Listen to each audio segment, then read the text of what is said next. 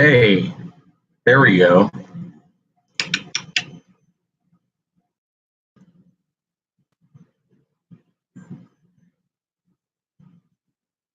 All right.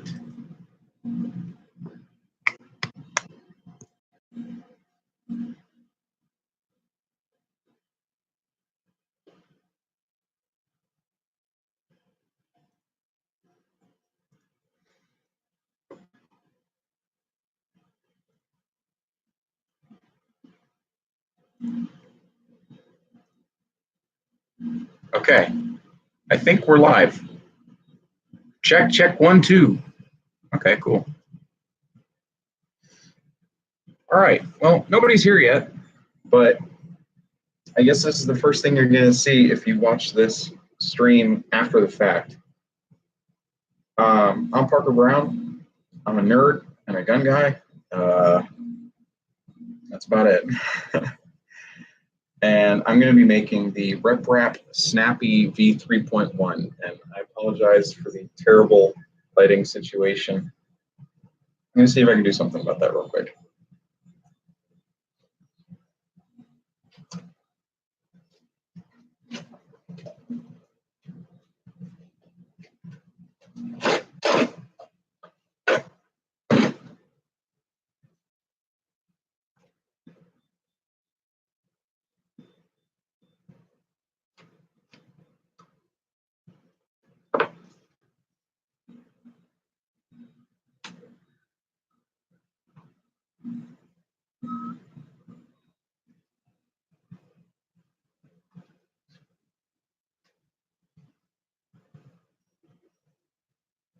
That's a little bit better, I guess.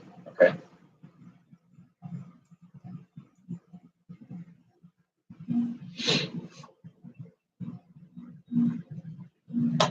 So, all right, I'm just going to get right to it. And for those of you that come in later on, cool.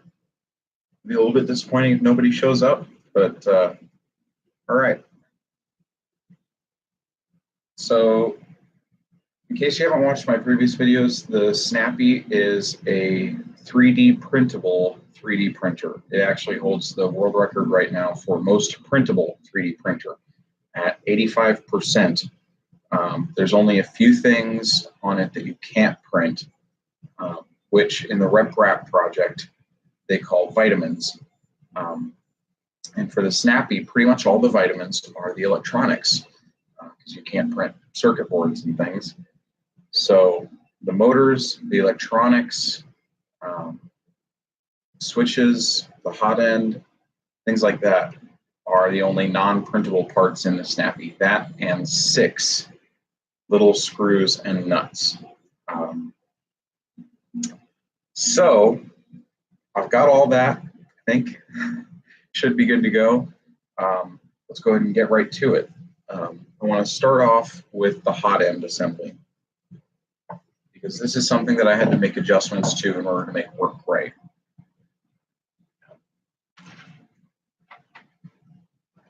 The Snappy V3, which I started off with and is the current release, uses a J-head Mark V hot end, but those are getting harder to find and more expensive.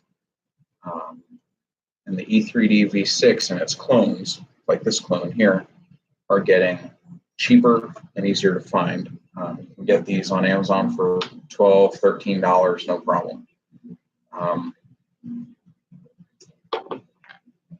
With the original V3 design, the throat of the E3D V6 will fit into the mount there, but I ended up gluing this in place because it's not a perfect fit.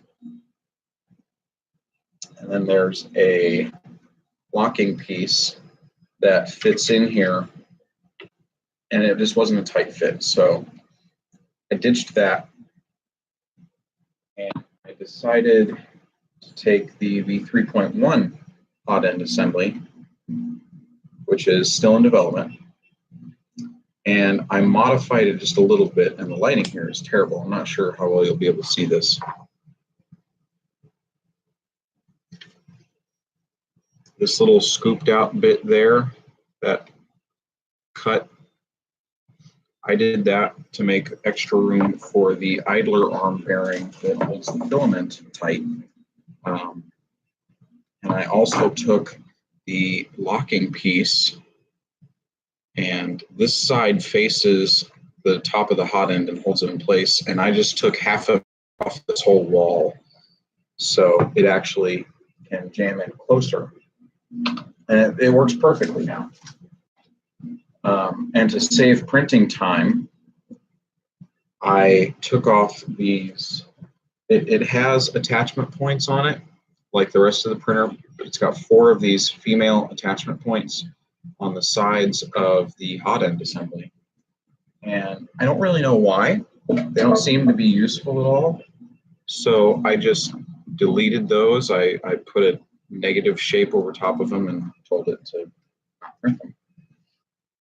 I use Tinkercad, by the way, for things like these because it's free, it's easy, and it's actually pretty powerful. It's made by Autodesk, free for everybody. So it's a great program. It's all in the cloud. Just go to it on your browser. But that's what I did there. That saved me about 2 hours of printing time, believe it or not. This was done on my Monoprice Select Mini V1, which is here just off to the side. It's finishing up a last part for this printer that I broke, one of the cable chain mounts. So that'll be done here in a while.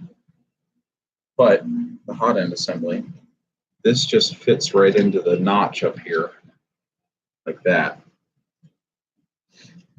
And then the locking piece nests down in like that. And I'm sorry for the potato quality. I don't have a good camera.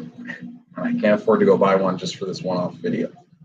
So that is that. And it's a good fit. It's tight, very stable. And then that locking piece is going to be held in even tighter by the extruder motor because this is a direct drive system. So that's that. I just wanted to cover that first because there are some modifications there.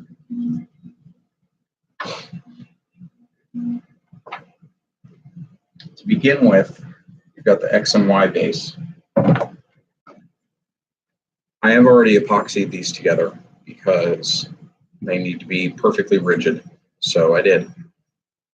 This is 3 pieces, mostly identical. The left and right pieces are identical, and this one would be the same, but it's got the mount for the motor in it, and that has a 3D printed drive gear on it. Let's see here. And it drives these sleds. You can kind of see the gear teeth on that rail in the center there. There we go. So those, those just slide right over these rails and engage with the gear.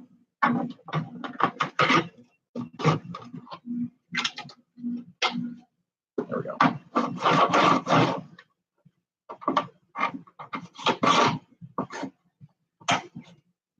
And as you see, it snaps together, hence the name Snappy. But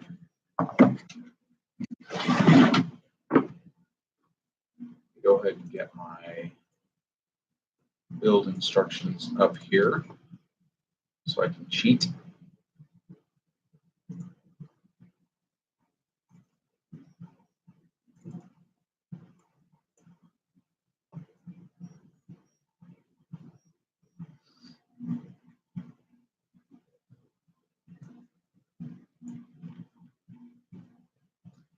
Okay.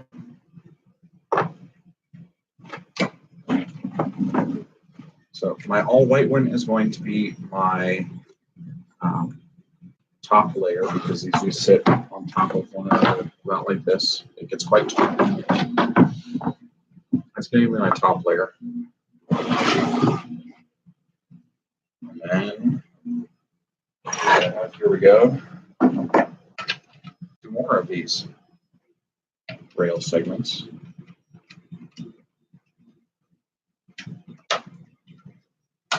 Again, snappy, they snap together.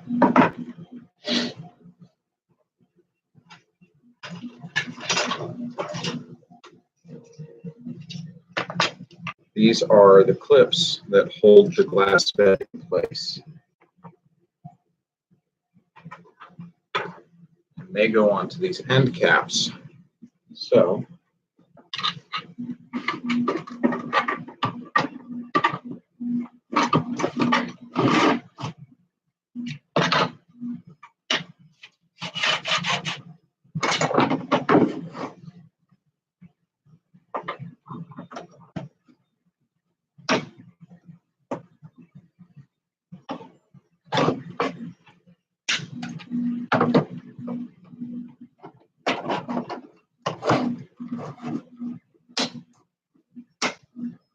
there we go.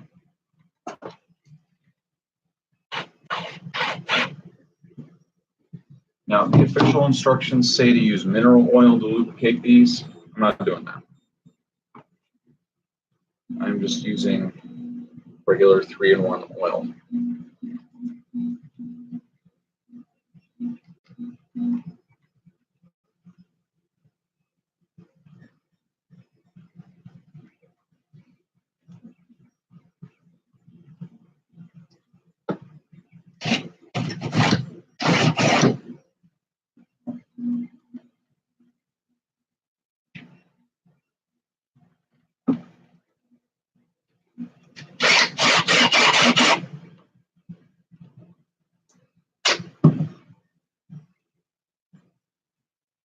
Oops.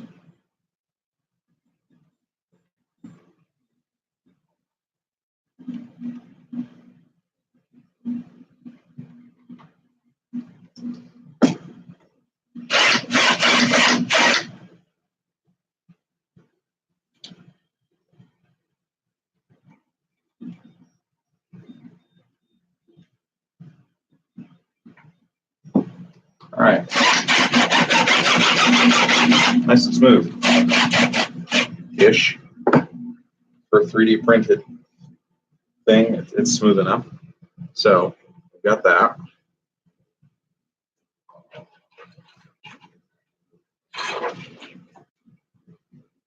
And then there are 4 3D printed screws. I got 2 black and 2 white just because.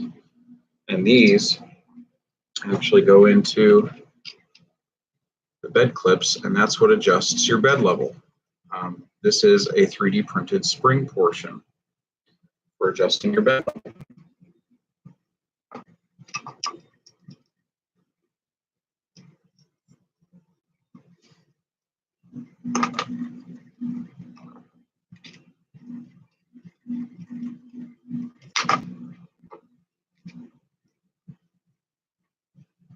Okay. And these clip onto the edges of the carriage.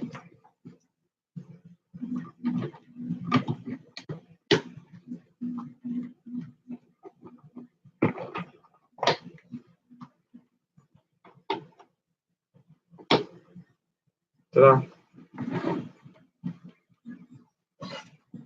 And then your glass will just fit right down in there, but I'm not going to do that quite yet.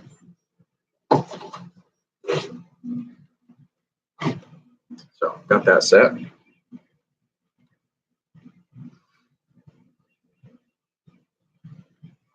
And now this larger segment gets some end caps right here.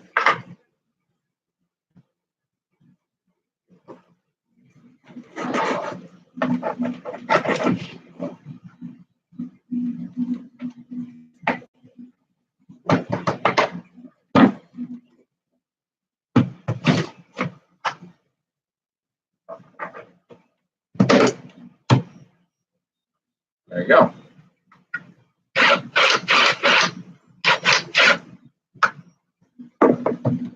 Okay. Hey, I see somebody's joined. Hi, Mad Mike.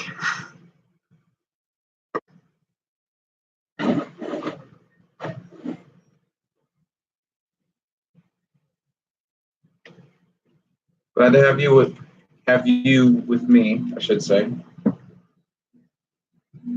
I'm very excited. You're my first person to ever join a stream because this is my first stream. So thank you for coming, Mike. I appreciate it. So got that settled. Next up is same thing on the other side, but we've got a little bit of a different finish on it. This does still get a, I understand, life happens, things get in the way.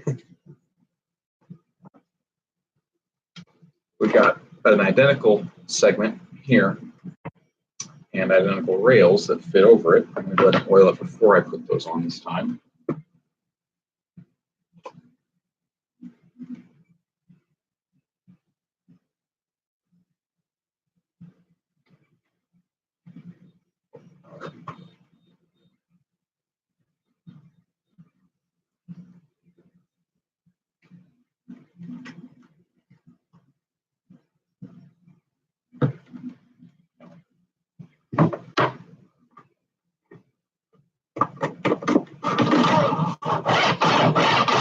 Like a glove, but instead of the regular end caps, this now gets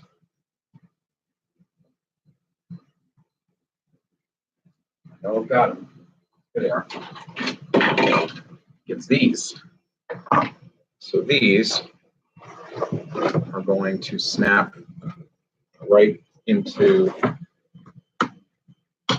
here. You can see they come up.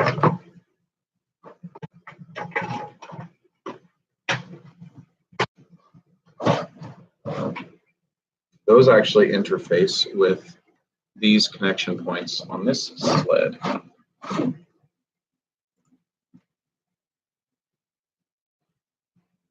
Hello, DF. Are you also building a Snappy? Is that what you're having trouble with?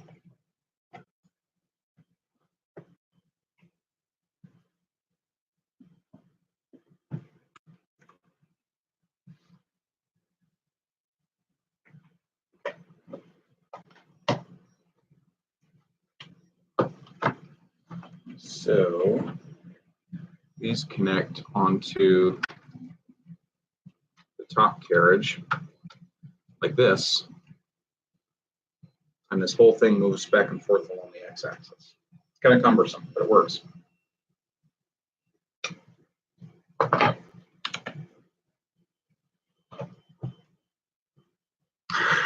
I appreciate that, Mike. Sharing is caring.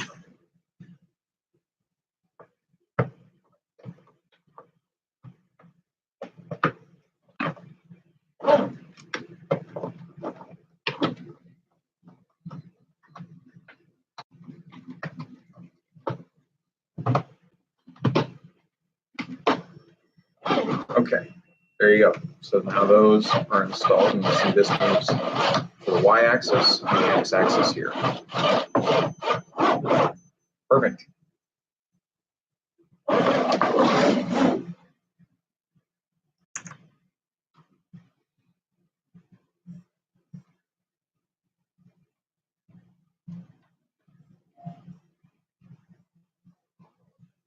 And now my dog is getting needy. Hi, bud. Oh. Right. Okay, where were we? This is the part where I need a cable chain. And it should be this one. So again, print it. And this should go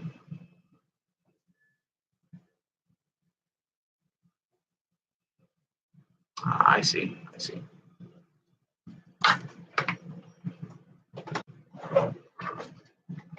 It connects here. And this goes to the bottom segment.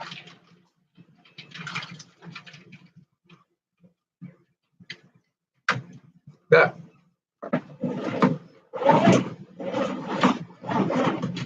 How about that? It's pretty neat. is huge. I've already had most of the parts together just to get an idea of how it's going to fit on my desk, and it's quite large. I was very surprised. So hopefully you have time to stick around to the end when I've got it built, and you'll see just how enormous it is. Not exactly a mini desktop printer. Like, it's comparable to a CR10-ish. Okay, so we got the cable chain. This part is actually pretty much done now. All right.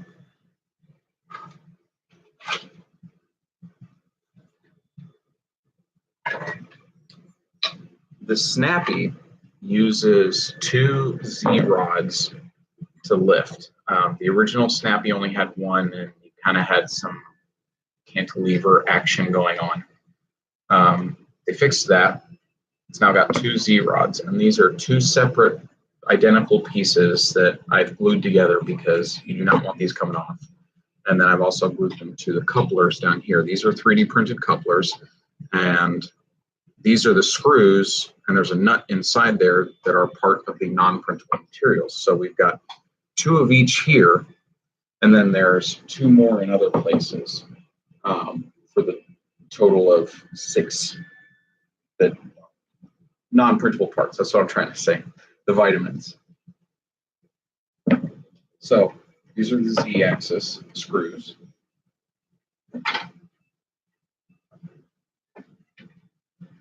And they fit into these towers. I've already glued this one in place. And these motors just fit right into here.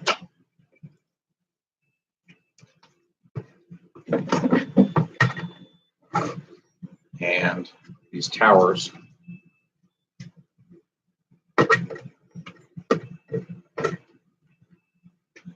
they do have an up and a down side. They're not universal.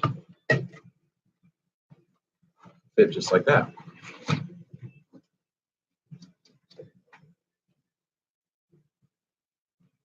Now I am going to be going ahead and gluing these in place because I don't want them coming apart. And this is hopefully the only time that I ever have to have this in pieces.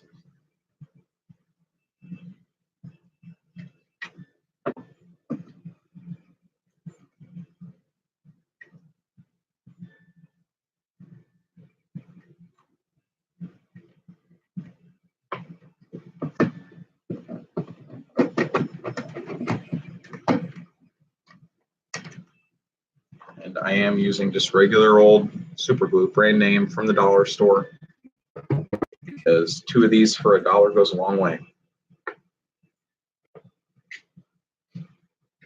And I forgot to mention, on these towers are the Z end stop switches. This is not the kind that is recommended for the printer, but it's all I had on hand.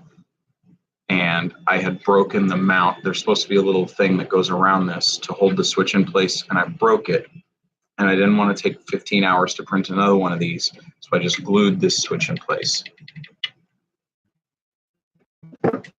And same over here. I'm not sure which one of these broke first, but I did the other to match the first. So both of those are now odd switches, but they will work.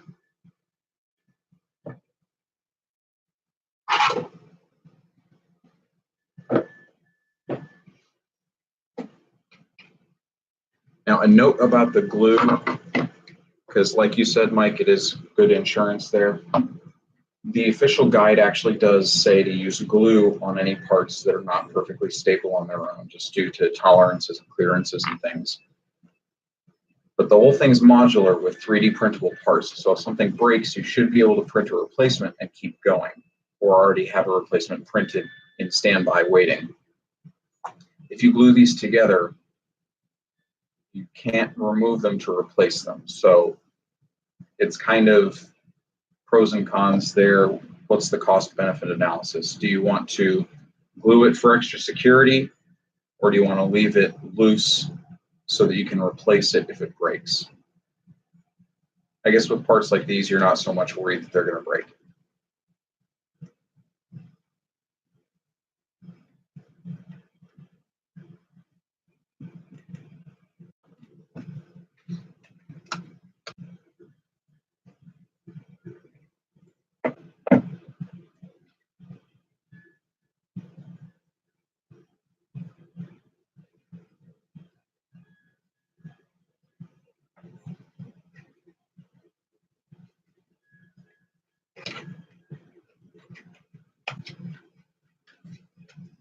There we go.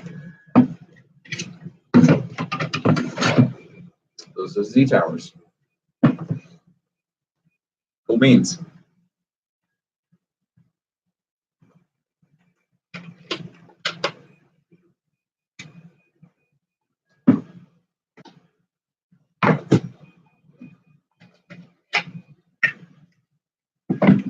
Now, yes, you could just replace a subassembly. I try to think long-term about things. So if one part of this does break, that's 12 hours of printing. If I have to replace the whole subassembly and I don't have any already made, that's going to be 12, 24, 39, almost 2 days worth of printing to replace those parts. And yes, it does look rather industrial.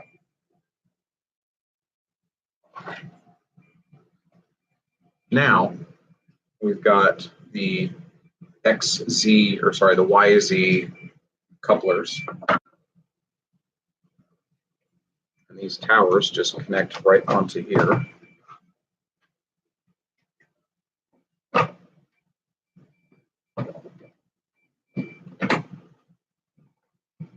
Yeah.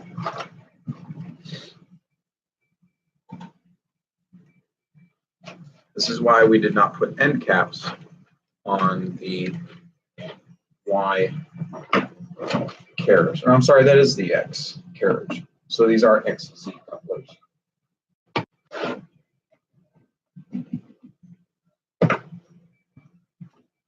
Yeah. You see how big this is, Mike? It is wider than my shoulders.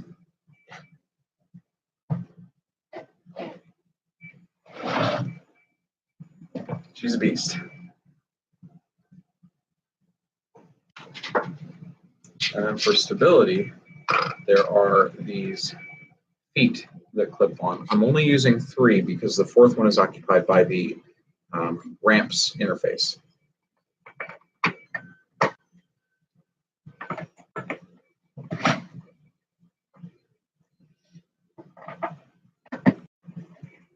So those just clip in there and give it a good, less chance of tipping, you know.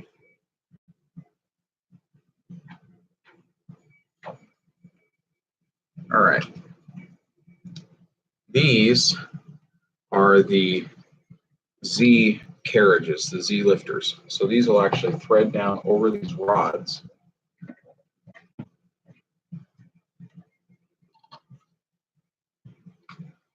Hello, I'm glad you could join us. Welcome. So the Z carriages fit down over these rods and just thread into place.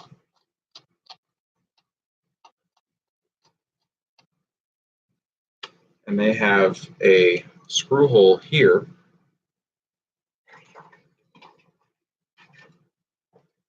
for an adjustment screw to make sure that it hits the Z end stop at the right height.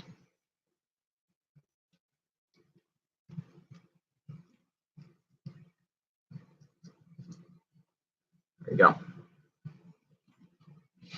But now I have to unthread this because this actually fits down over the rails on these towers. It is kind of finicky, but it ain't going anywhere once you get it on there.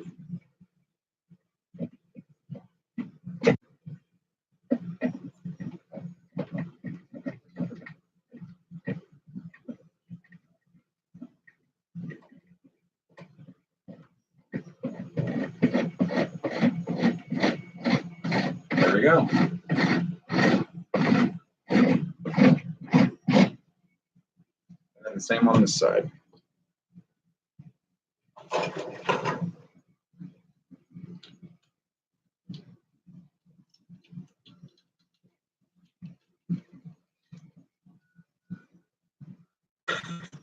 Hello, Chris.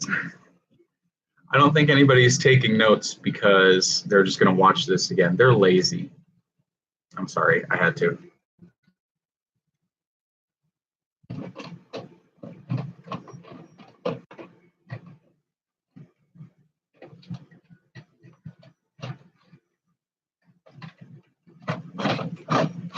Now, those of you who were with me earlier, so Mike, you saw that I lubed the rails here on the X and Y carriages with 3-in-1 oil. I already did that on the Z towers when I did a preliminary assembly last week. So those are still oily enough to matter. That is going to be essential because these will stick a lot.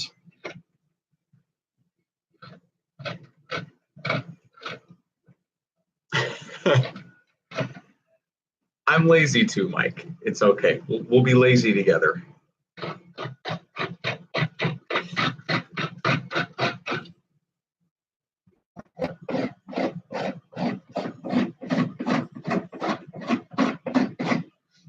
Now, the benefit of using these carriages that are on rails is that this wobbling doesn't matter because this is only happening above the rails. They are self-stabilizing. As this Z carriage goes up, there's less room for it to wobble because this is holding it in place. It only wobbles what's above the carriage.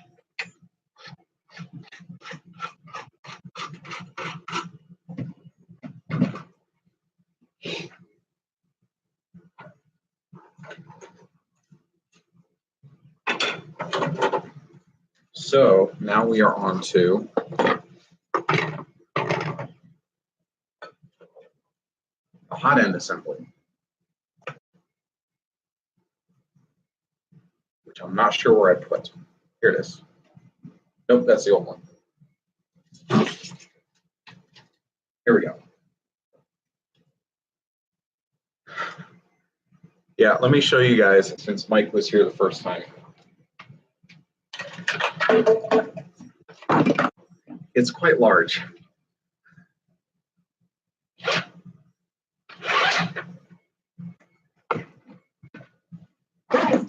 She's not a mini machine. Yeah, pretty much a whole lac just for this.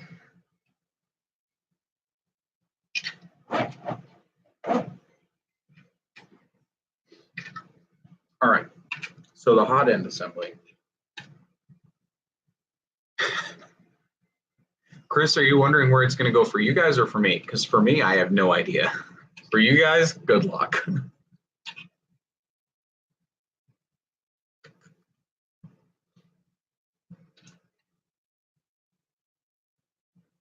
Oh, yes, the Z sleds. Those were an easy part. I just had to wait on those. I never had any issues with most of the parts. The only ones that really caused me problems were these because they wanted to warp on my Mini. How far along are you, James? Like, give me a rough percentage of your progress.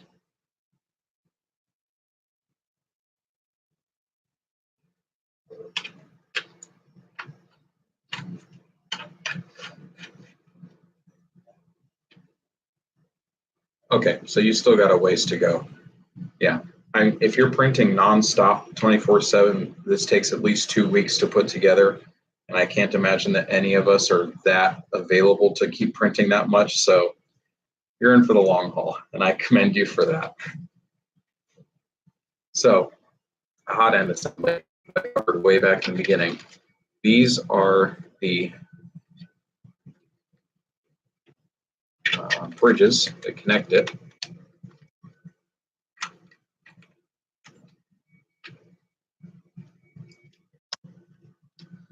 those are a good tight fit. I'm very happy with that. Actually, this one needs some repair work.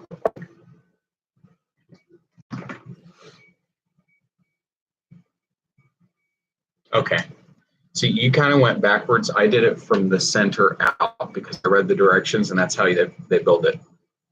If you haven't taken a look at the build guide yet, I highly recommend it. It's not perfect. There are a few twitchy bits that you'll have to figure out on your own, but for the most part, it's very informative. You're going to need it. Yes, they are all large parts.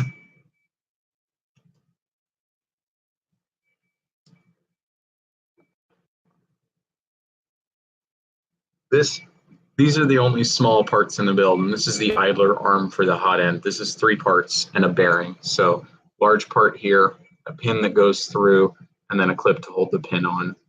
These are the only small parts in the kit.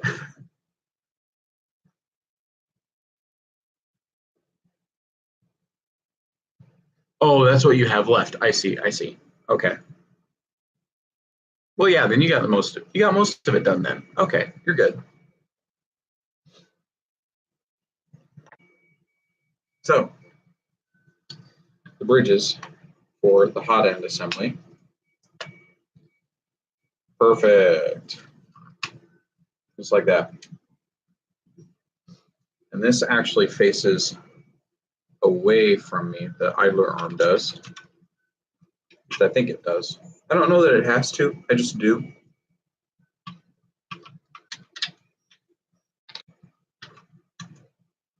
So that fits down into the slot in here. Goes back and forth. And then your locking piece goes into there.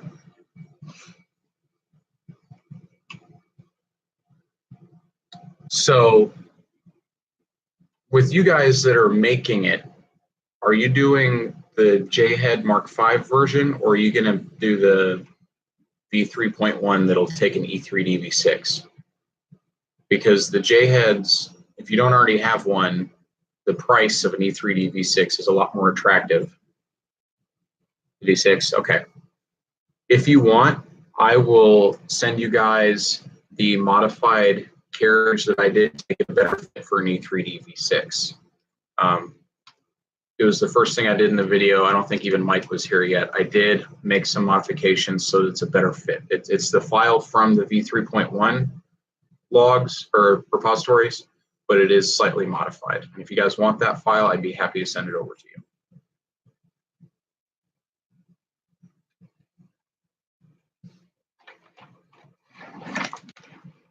Okay.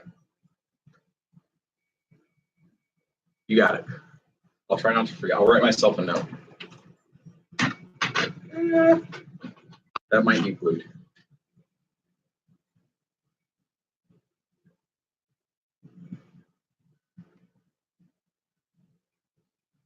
Gotcha. I'm just going to drop everything. Okay. So, hot end assembly. Before I mount it, I should put the extruder motor.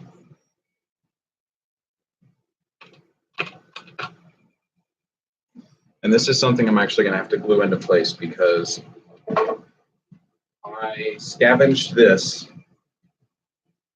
out of my Monoprice Select Mini V1, my first one. And it is slightly shorter than an actual NEMA 17. So I'm going to have to glue this one in place, but that's okay.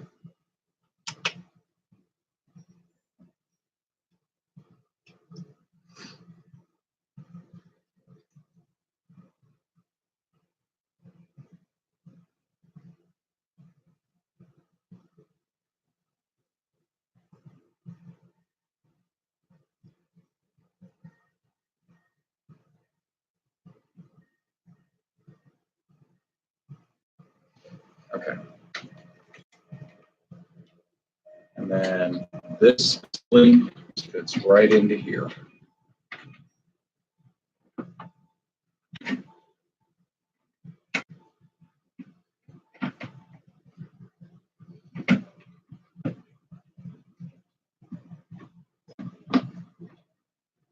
Ta-da! It almost looks like a printer now.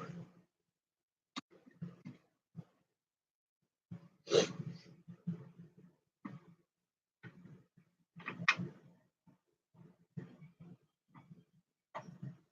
going to put a quick dab of glue on these towers here.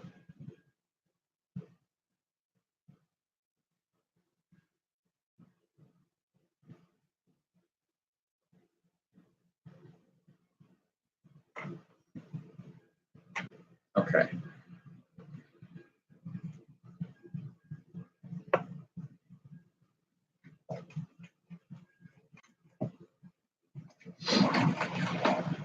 Yay! We're getting there. But this is the easy part. I haven't done any of the wiring yet. And then this actually clips over the extruder motor, but in my case, it's not technically necessary because I glued it in place.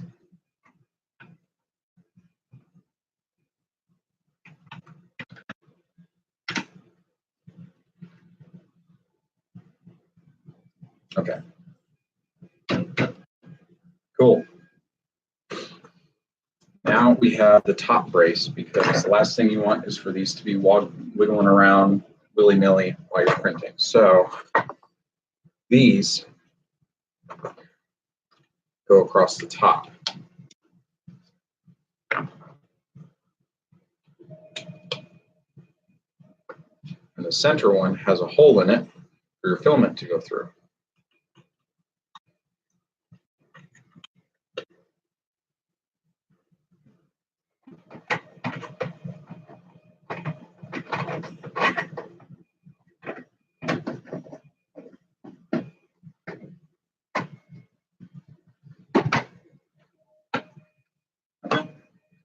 And this actually has some tension on it. You have to press fit it in there. So it is pushing these apart slightly to make sure that there is stability there.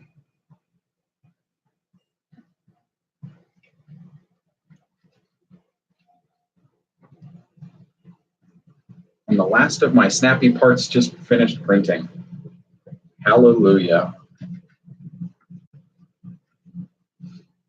I had to reprint this cable chain mount, and it just finished. 49 minutes. 49 minutes to print this.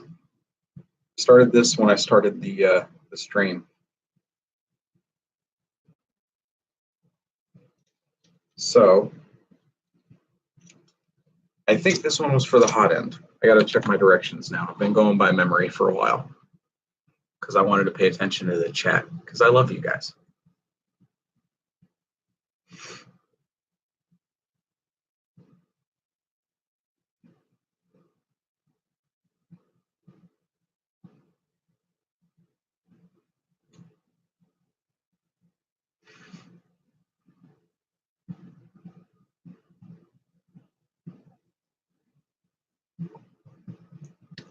Okay.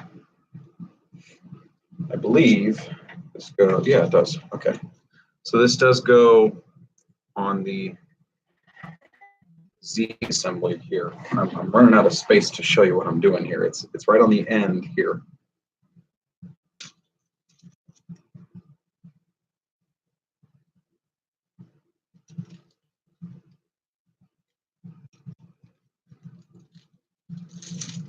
Yeah.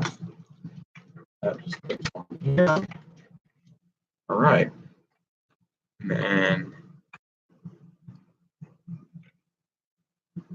I believe it takes this one on the other side.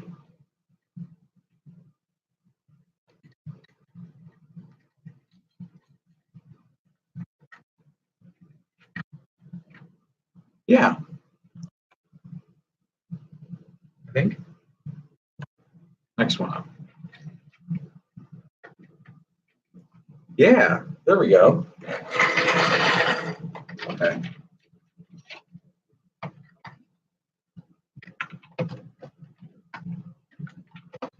can turn these by hand anymore.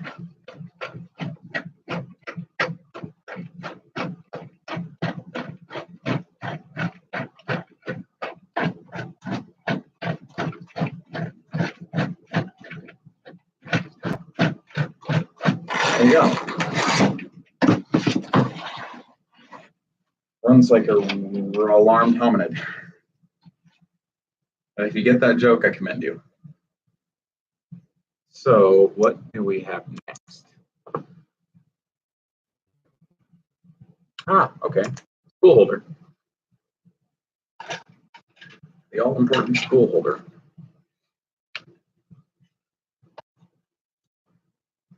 My power actually went out during a storm while this was printing. You can see the infill there, kind of potato camera. But it got past the important parts, so I'm okay with it.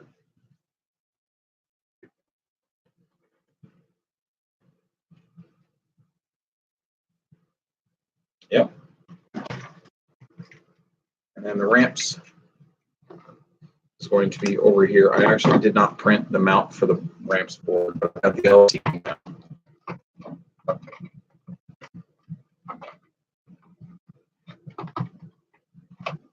There we go. Yep. I almost forgot the fan for the hot end. This is just the fan that comes with the hot end.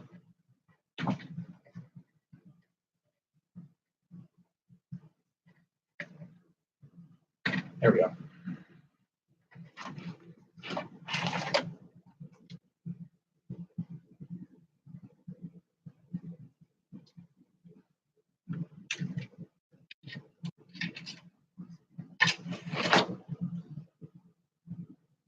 It does go together pretty easily. At least the physical, the mechanical parts do. The wiring is what I'm worried about.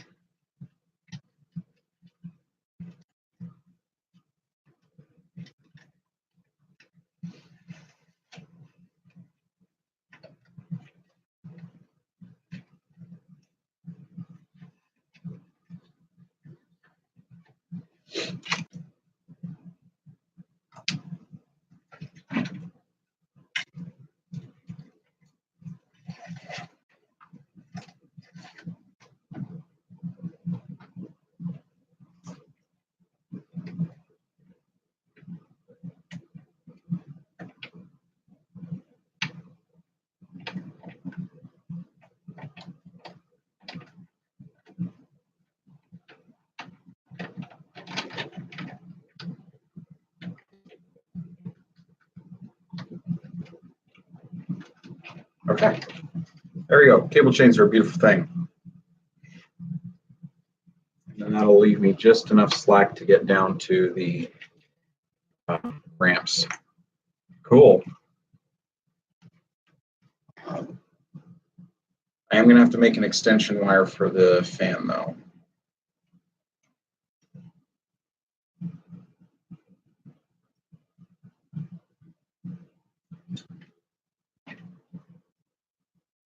And I'm not real happy with how much my hot end is wobbling right now. I don't know why, because it used to be a lovely tight fit.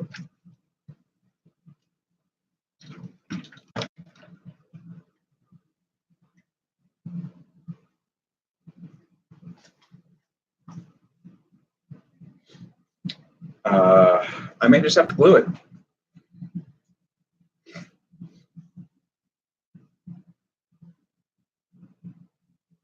Somehow.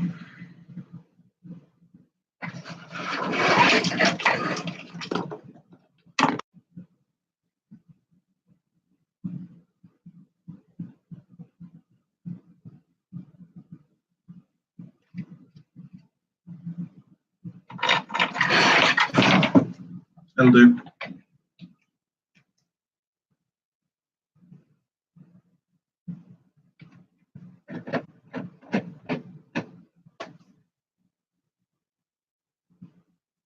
Wonderful.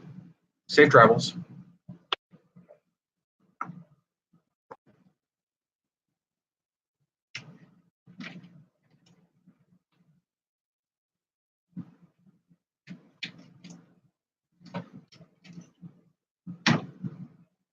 Okay, so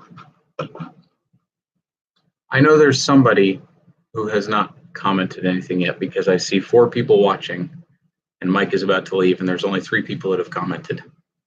So whoever you are, I know you're out there. All right. Right now, I need to get the wiring set. So I'm going to have to make some harnesses. This is going to be the nitty-gritty up close work.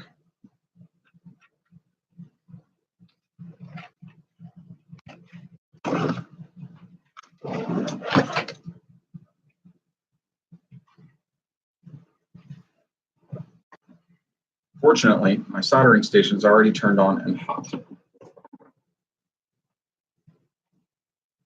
Excellent.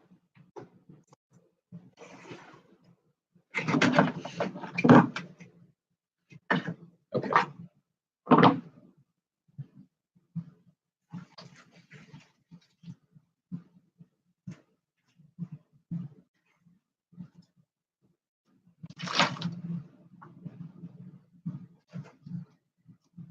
If you don't have a big mess of wires that you draw from whenever you're wiring things, you need to get one. They're useful.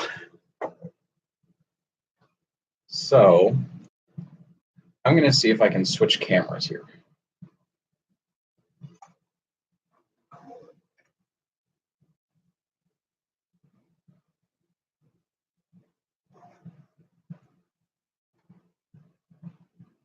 Maybe.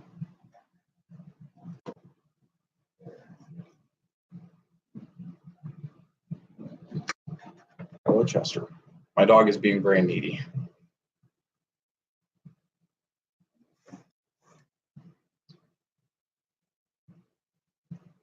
That's not going to work. No, I guess not. Okay. We'll just be all weird and potato quality here. Hello, Chester. Okay.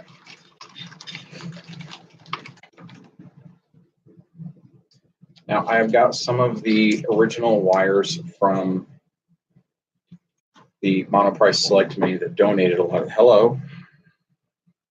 This is my dog Chester. He apparently wants attention. Hello. What do you want? Okay. I'll be right back.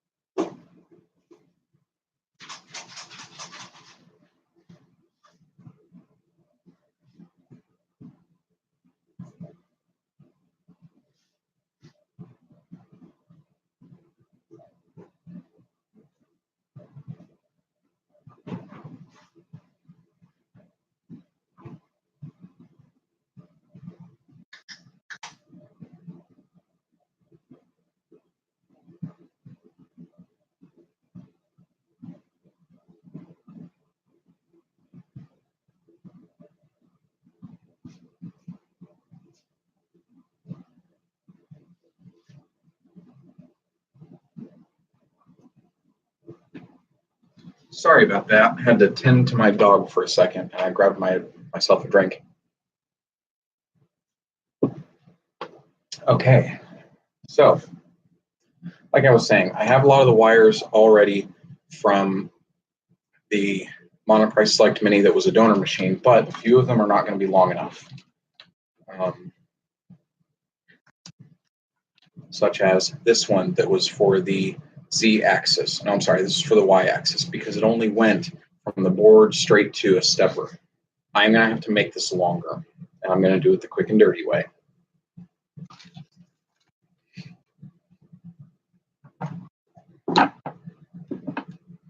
I'm just going to cut it in the middle and then splice in wires.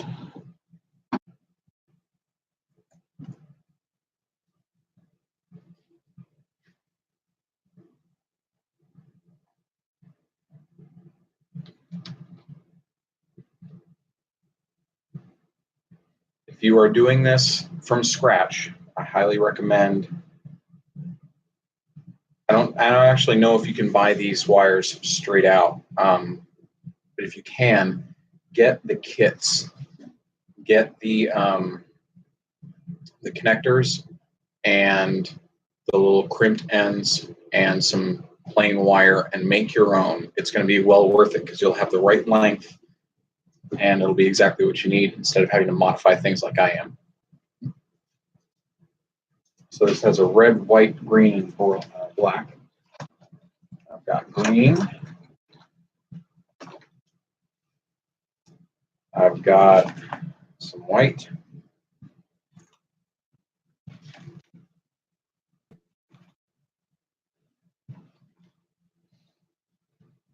I'm going to use gray because I don't have any black.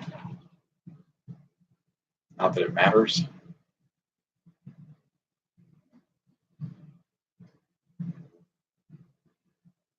And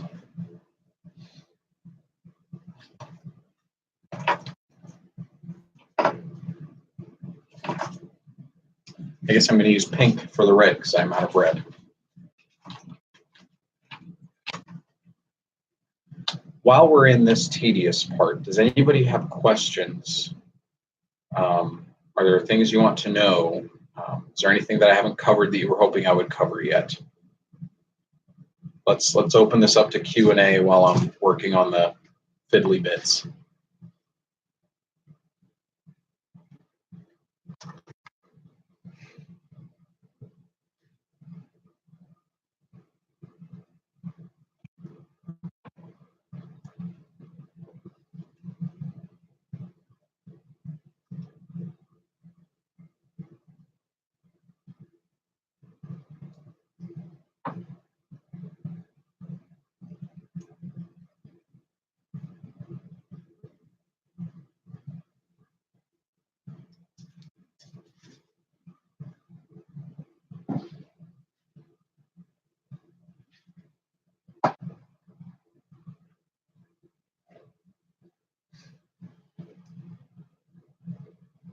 Once upon a time, I had some helping hands. I don't know what happened to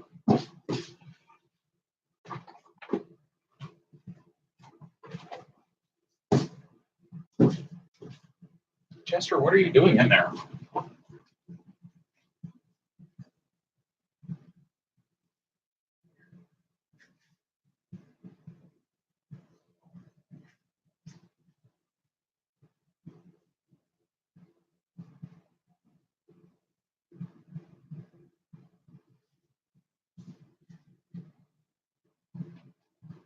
Okay. Sorry about that. No questions? Nobody's wondering things that I haven't covered yet? Okay.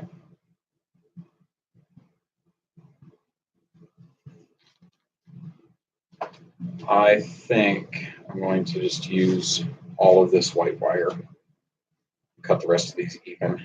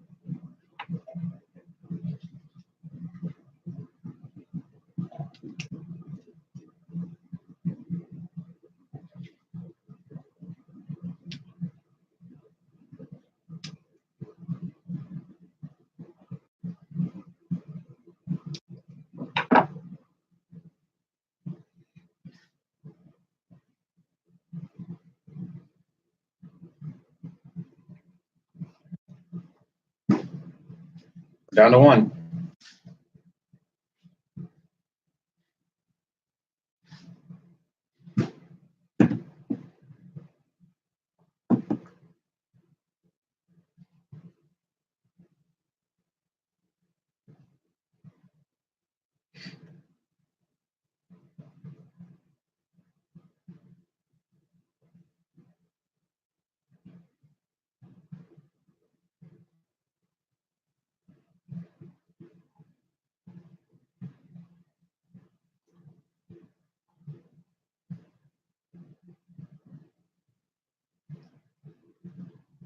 Oh, we're back up to 2. Viewers, that is. For those of you that are watching, I want to say I appreciate you being here.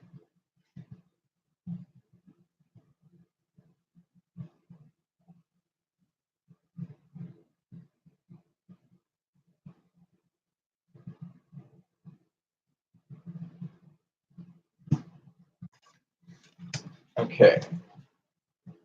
I need my vise. James, you're fine.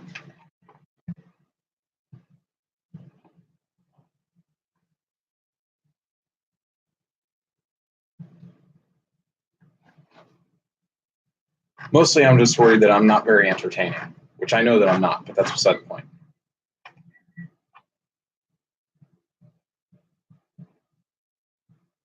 I suppose this really isn't an entertainment stream, it's just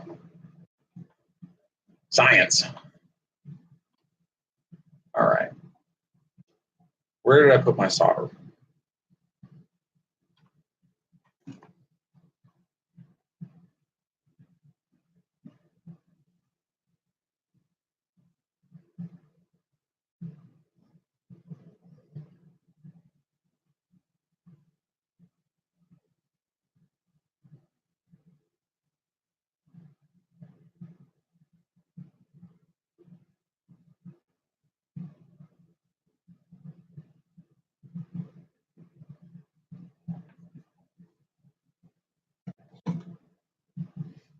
Okay.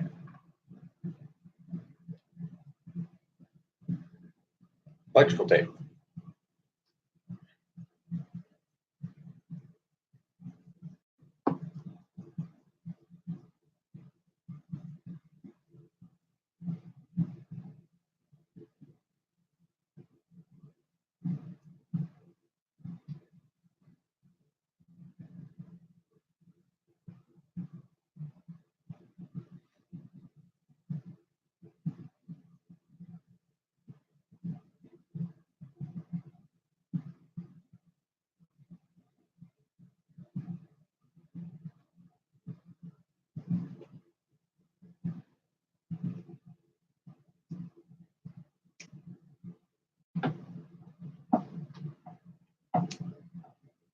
Twister, I am aware of your existence.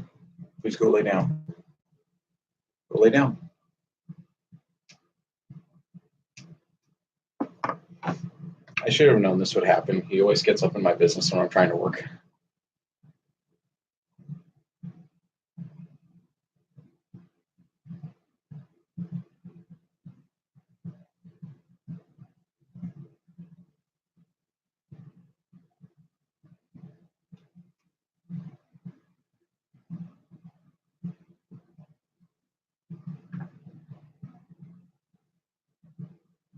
I messed that up already.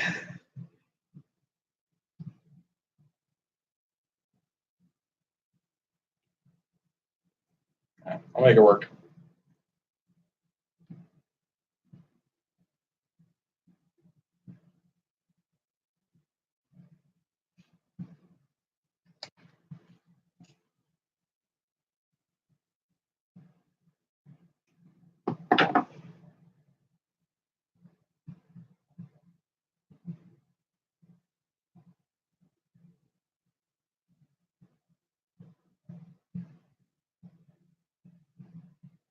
Okay. And then the same thing on the other end.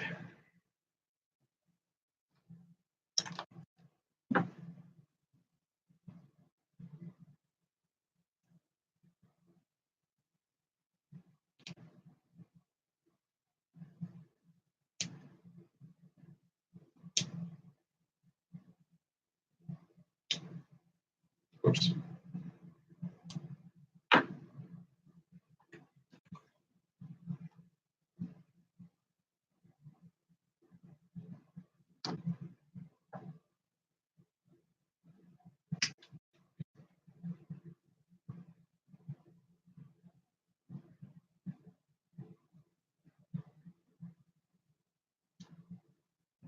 I know this is like watching paint dry. Let's watch a man strip wires and solder them back together.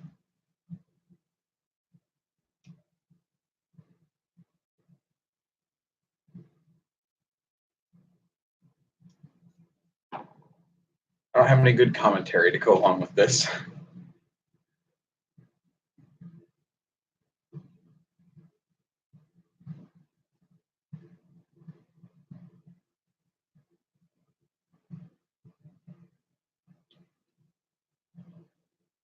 Ha ha! I see what you did there. Like many young electricians, I have to strip to make ends meet.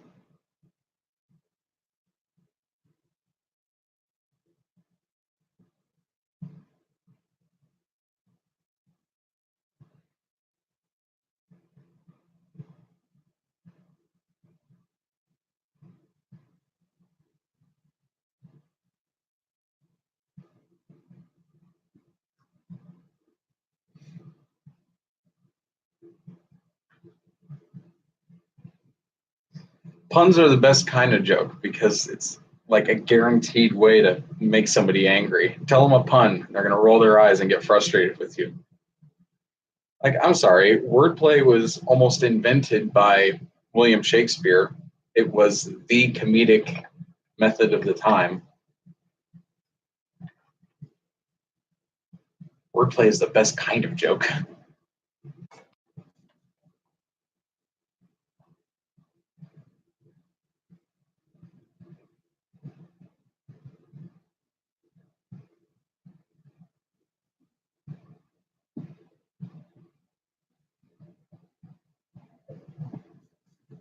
Chester, go lay down.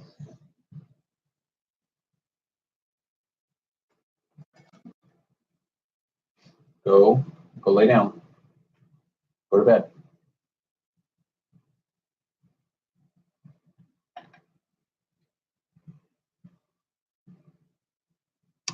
No, Chris, there is not.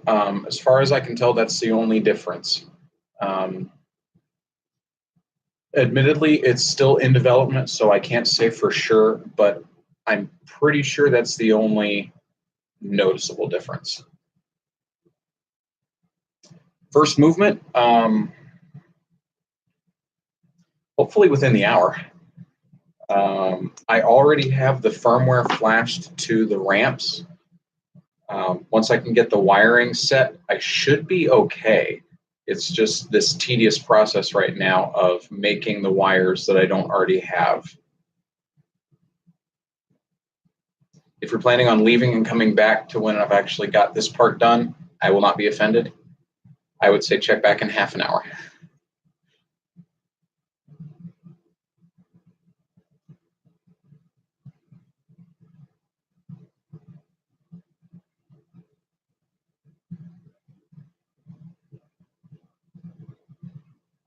Hey, Mike, glad you're back. How's the wife?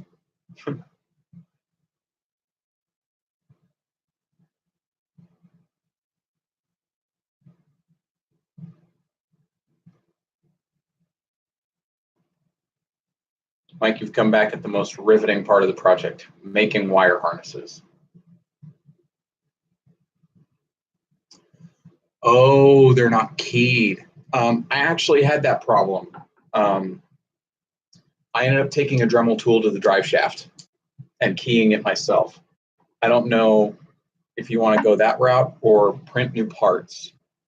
But that's what I did. I just took a Dremel tool and ground a flat on one end of the shaft.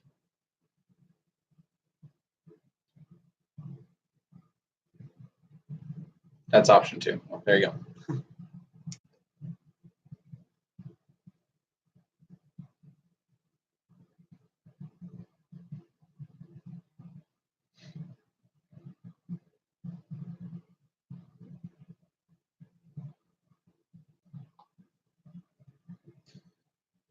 There's one done.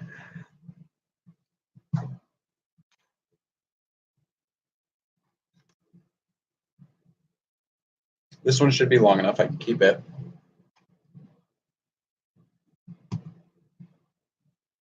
I'm going to need a really long one for the extruder, though.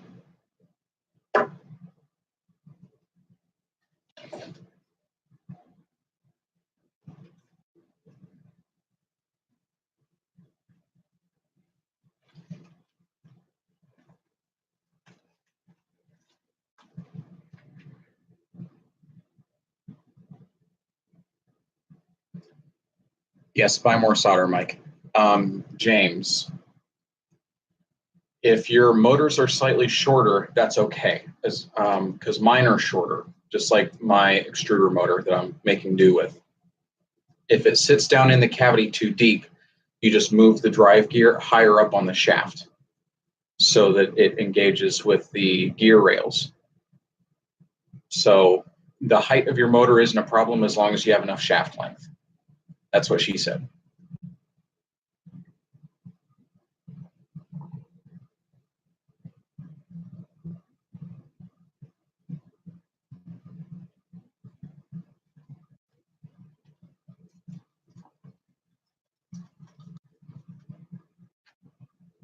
Chester, go to bed. Go to bed.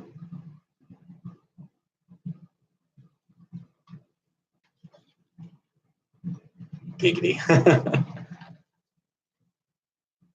Yes, you could print a spacer. That would be very easy.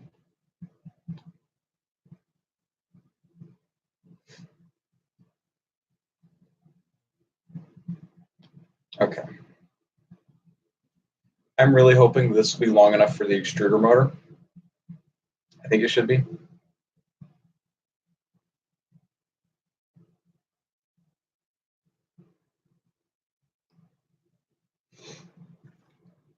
Just in case. Oh, I'm going to need 2 for the Z.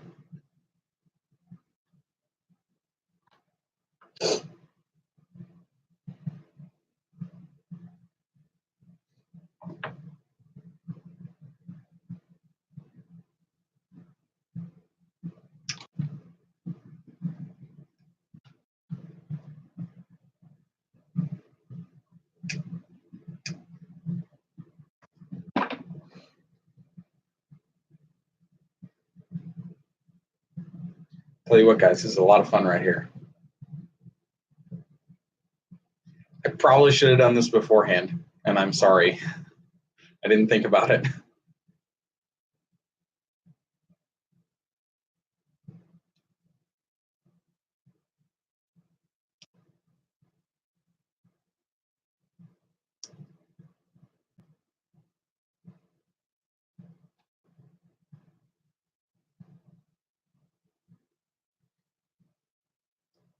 Mike, you are too forgiving.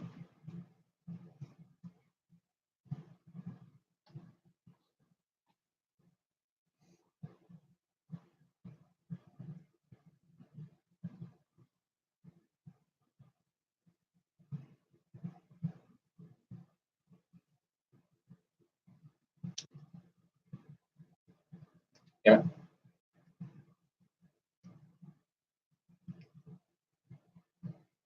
This is a very fine wire to work with.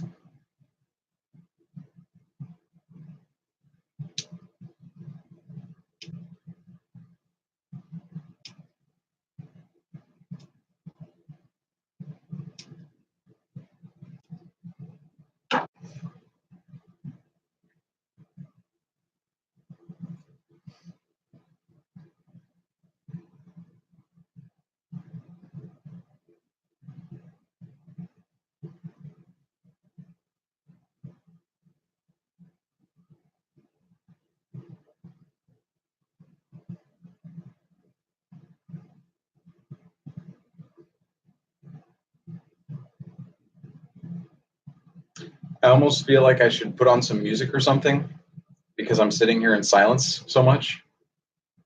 But I really don't want to pollute your end of things.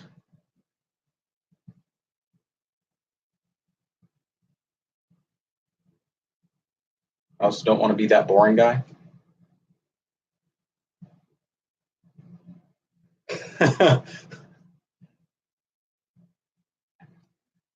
Was he right, though?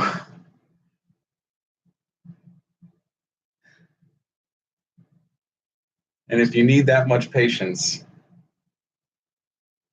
is it worth it? I should hope so.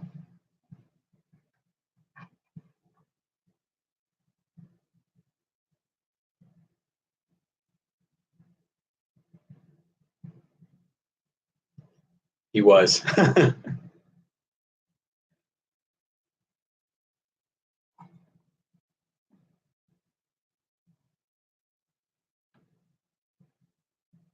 I was married once. I feel your pain.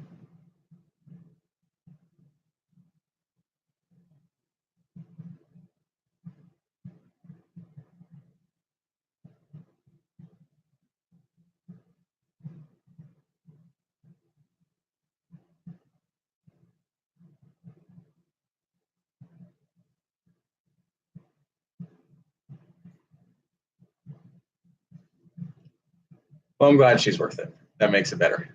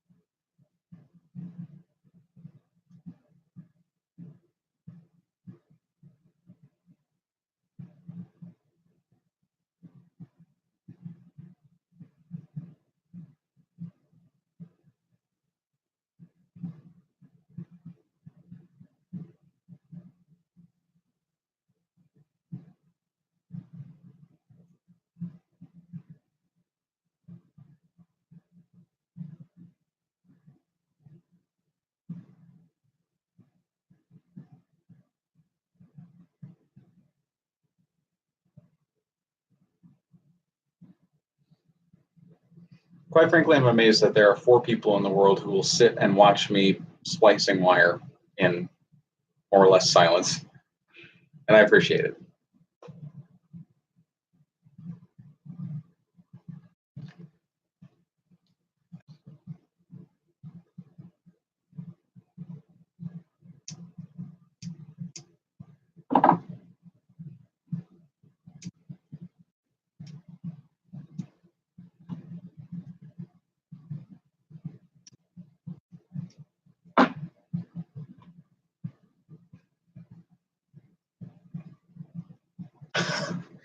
You're right, it is.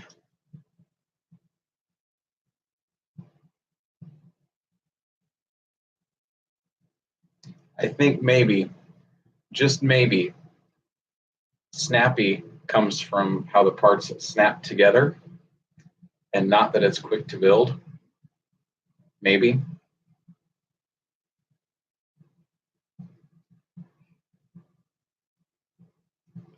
I mean, you could really live really sad lives, but I try not to make any assumptions.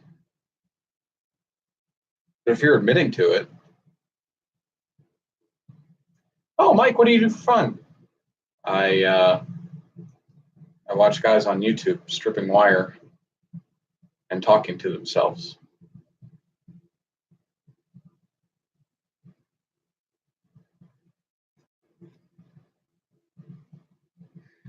For lube, I'm using this 3-in-1 oil because it has this lovely extending neck on it.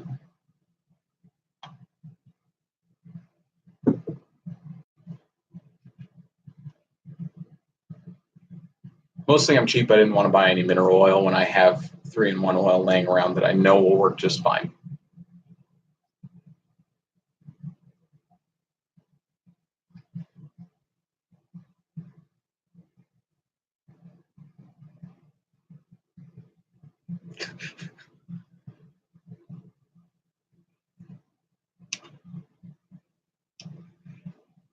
Whatever keeps you busy, Mike. Whatever keeps you busy and out of trouble.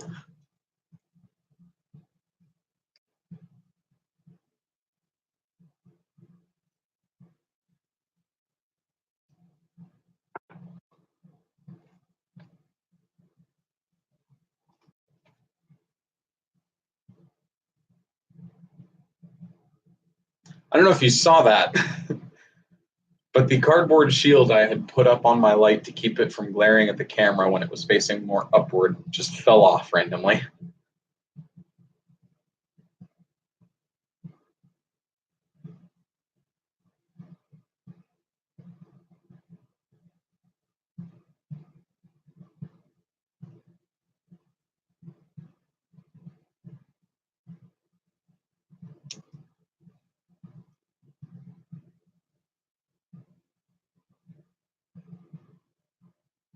Yes, more entropy. You'll have to do work. So you would rather sit at your desk and stare at me doing this than do work? Are you easily amused, or is your work that awful? What do you want?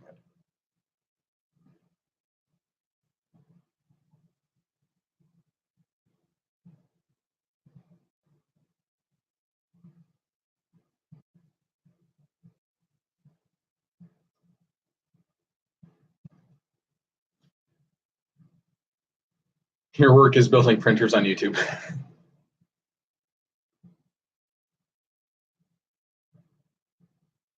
I would like to do that work. I am doing that work. What am I talking? I am doing that work.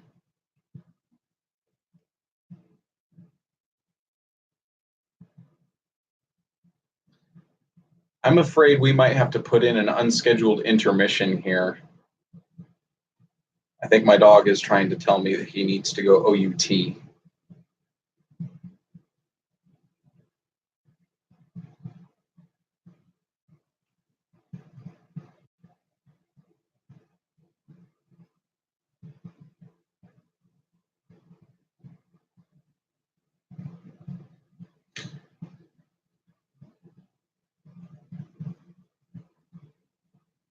Maybe not. He's laying down now.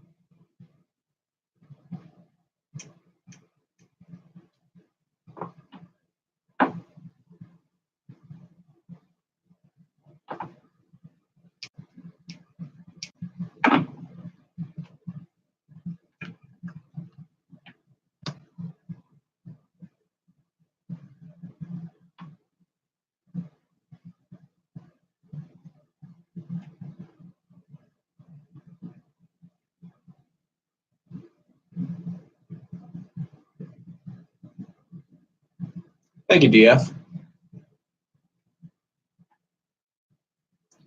I got it in high school 10 years ago. Wait, 11 years ago.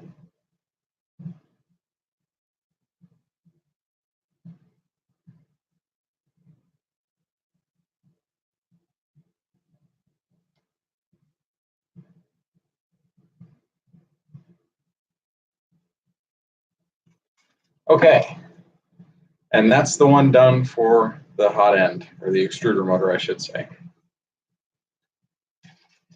So I've got extruder, X and Y.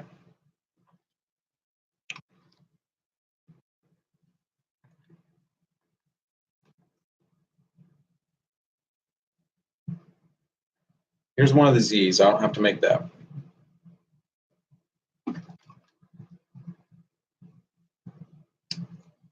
I believe I am going to have to make one more for the other Z.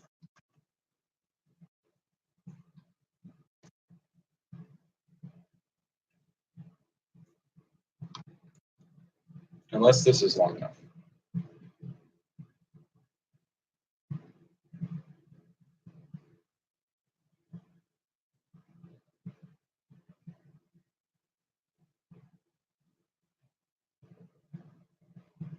This might be, actually. We'll make it work. Because I don't want to make any more harnesses. Okay. Now I have a bit of housekeeping to do on a problem that I did not solve before that I really should have.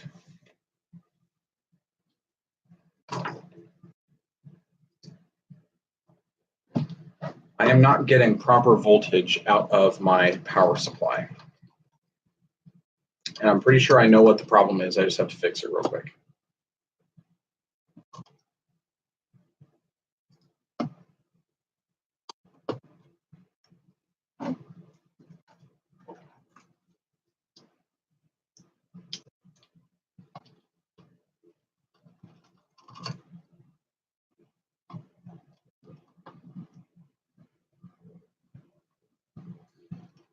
You missed me finishing the wiring harnesses, and now I am fixing a small issue with my power supply that I forgot to fix earlier.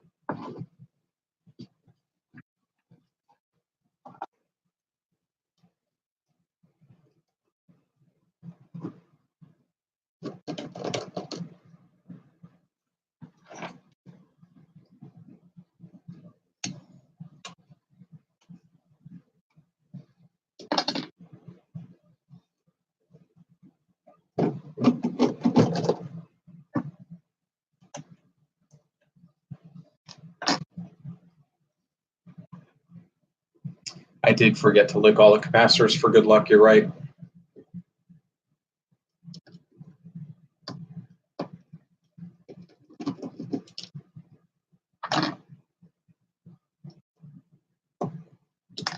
And sniff the transistors.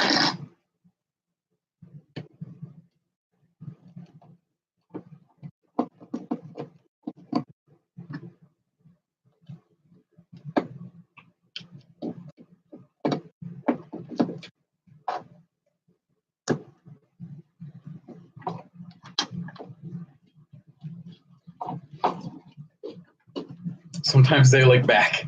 I don't know, I think I call that more of a bite than a lick. Unless you got some weird transistors or capacitors. Capacitors.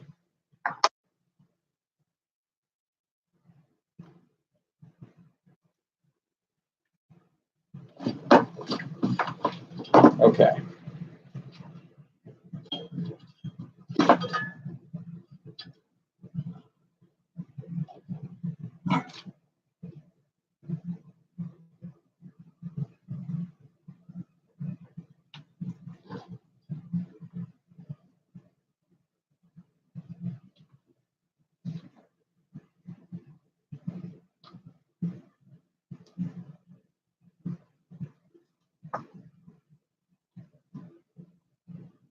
An Epson XP330. I think that might be a regular paper printer, and that is not my forte. There you go. You take hold of that, James.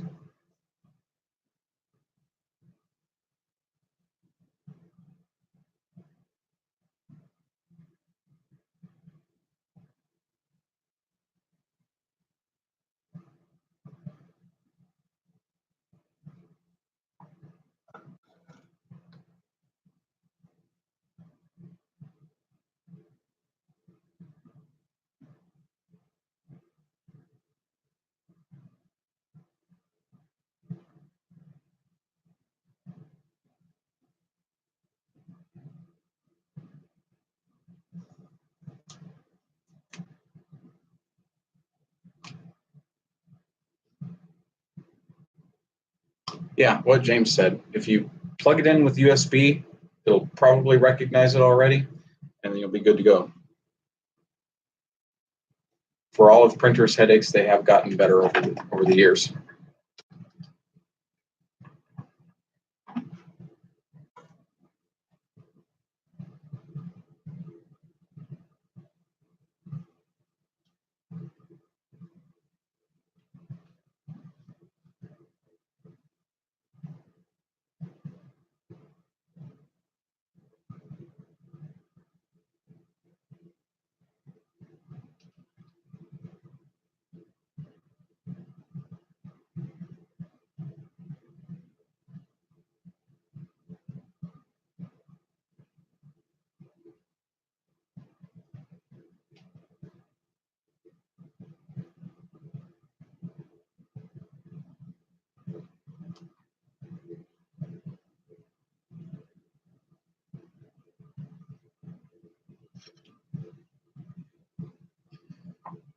Don't solder like me, boys and girls.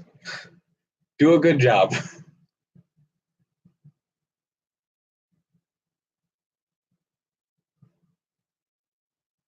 His name isn't really Mike. It's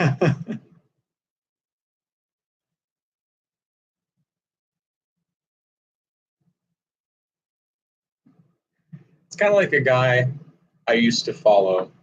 I mean, I say follow, but I knew him in real life. His name was Tim, and his Twitter handle was not Angry Bob. And I asked him why, and he said, "Because I'm not Angry Bob." Yeah, you got a fair point.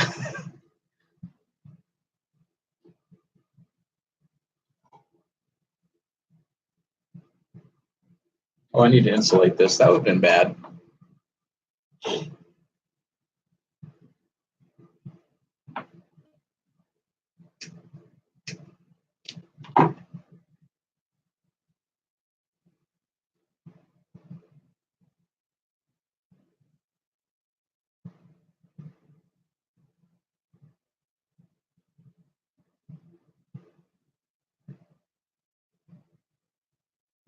Yes, the magic blue smoke let out the angry pixies.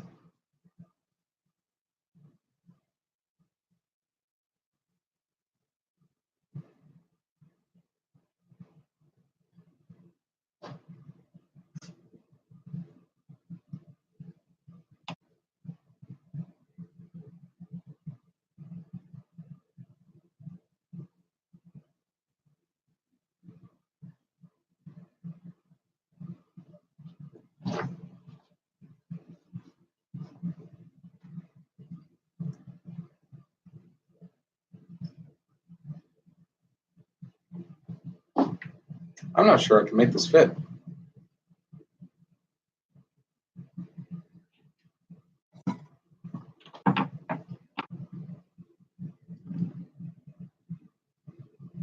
Oh, it is the original Enterprise, NCC 1701.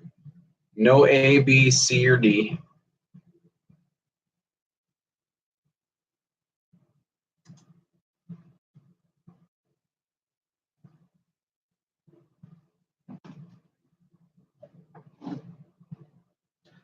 There you go.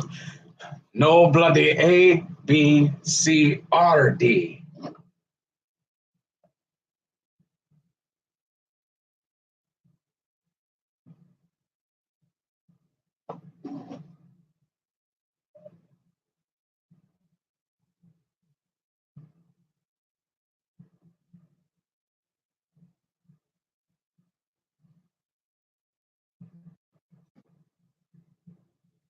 I like everything except for DS9 and Enterprise.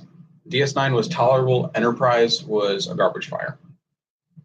But that's just my opinion. Voyager for the win. And then Next Generation.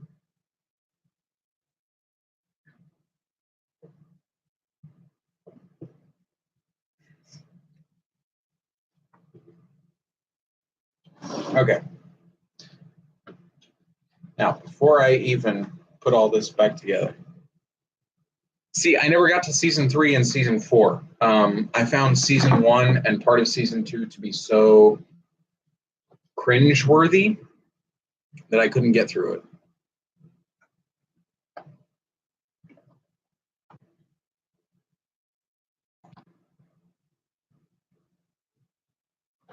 Okay.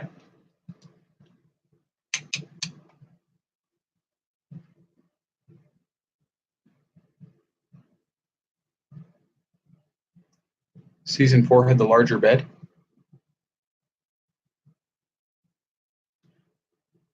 I don't understand what you mean by larger bed, but fan service.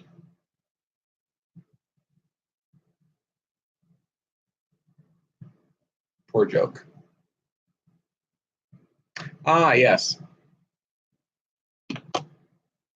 Sorry, I always skip right over the S4 and go straight to the S5.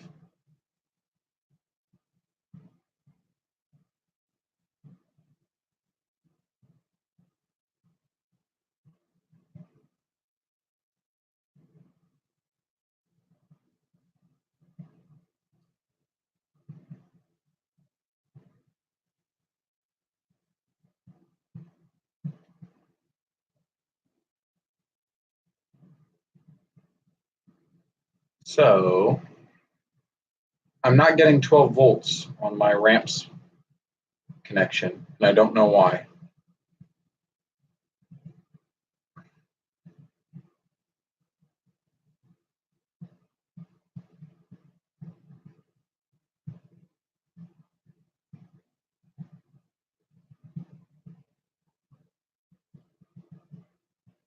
Getting 12 volts there. I'm getting 12 volts there. But I'm not getting 12 volts here.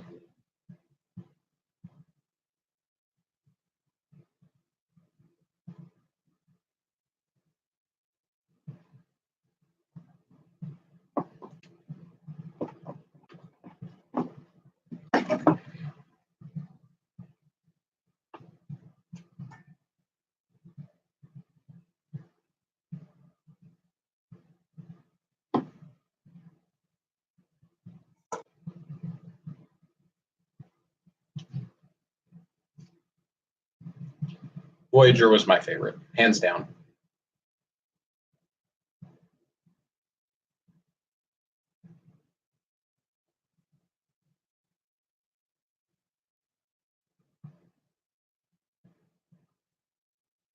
Captain Janeway and I relate on a spiritual level.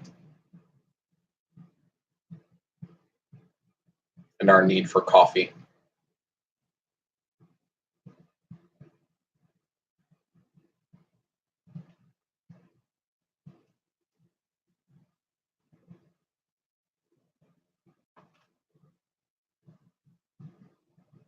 Okay.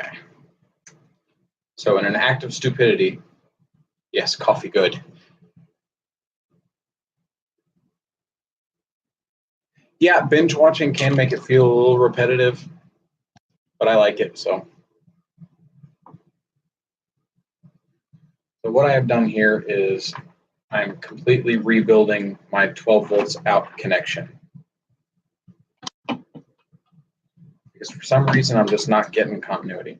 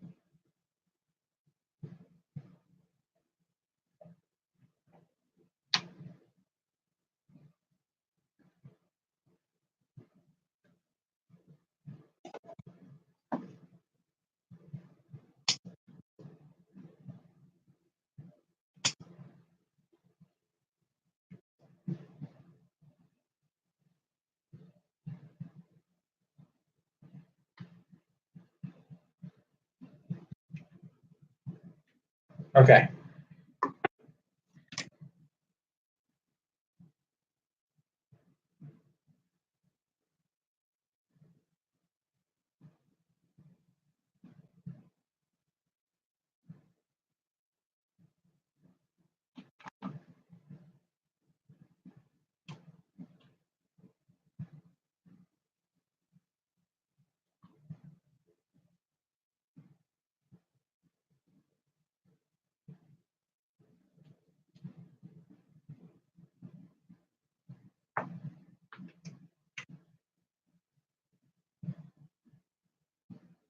On the subject of Star Trek, can we at least agree that DS9 was focused too much on politics and not the sci-fi element of it?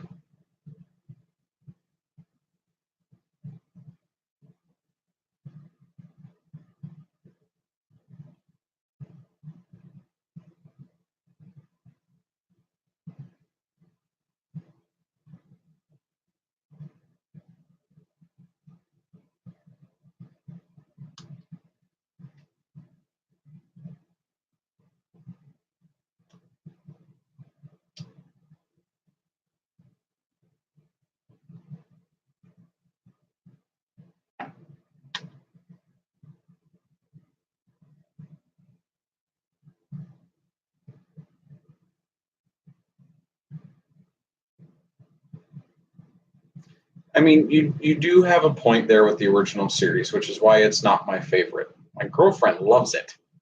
It's not my favorite.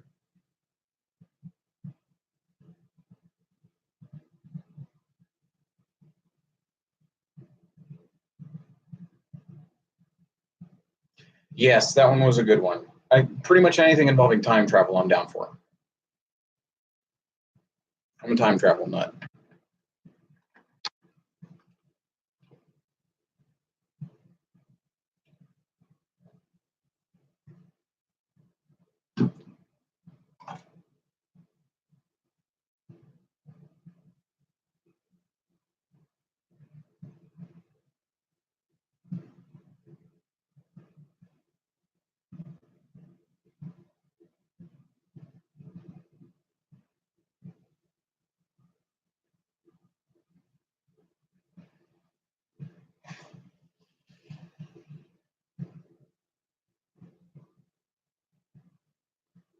First Contact. That is my favorite movie. Of the Star Trek movies, that's my favorite one.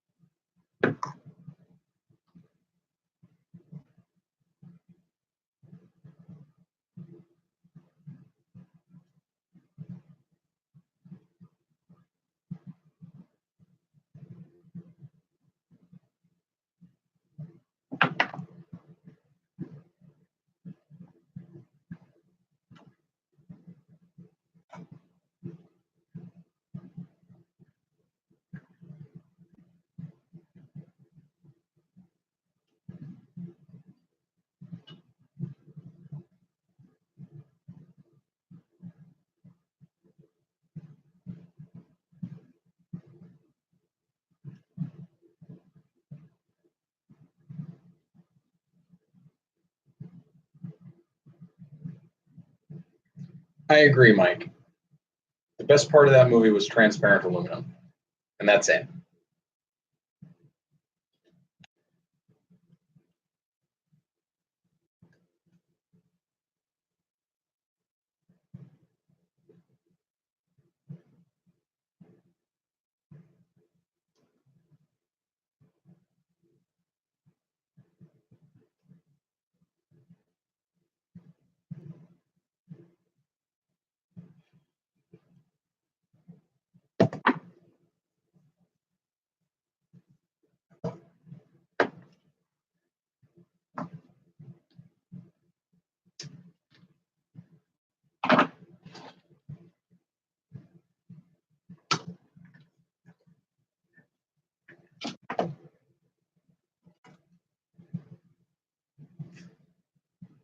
James, I'm sorry. I agree to disagree. I will not shit on your opinion. I'm a libertarian, but I respectfully disagree.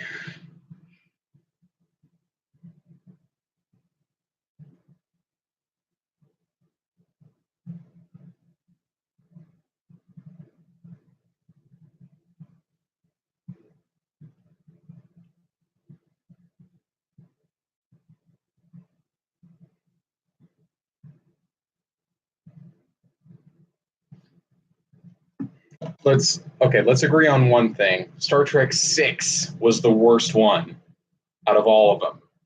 Period. End of discussion.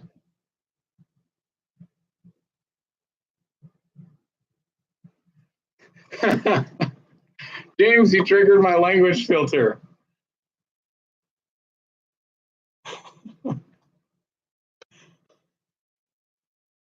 Star Trek 6, The Undiscovered Country.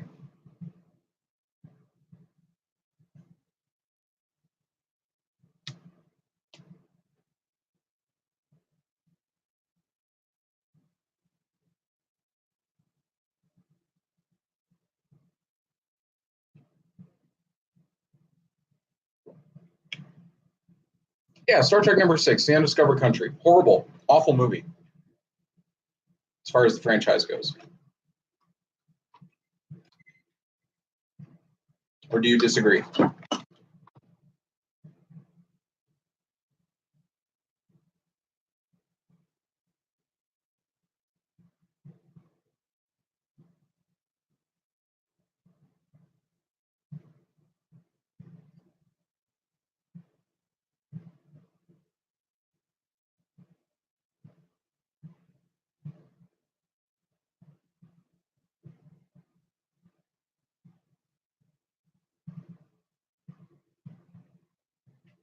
I might be thinking of the wrong one then.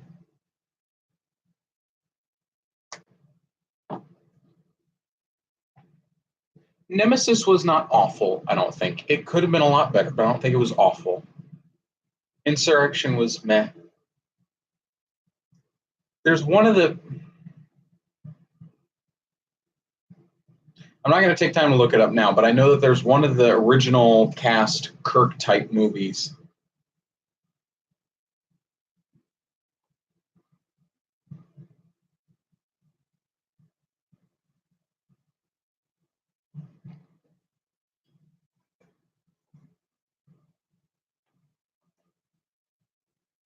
Yes! Final Frontier.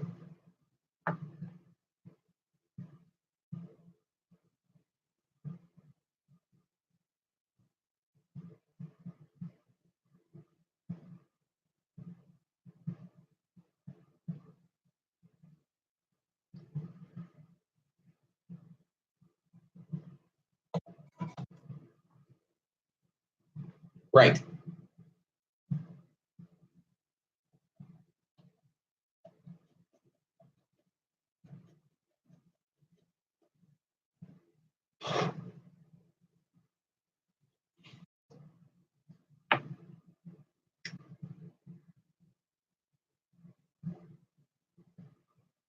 Oh, 2001: A Space Odyssey? Absolutely. Stanley Kubrick, man. As you may be aware, the moon landing was faked and filmed by Stanley Kubrick. However, it was a very expensive endeavor because Stanley Kubrick, being the stickler for detail that he is, demanded that they film on location.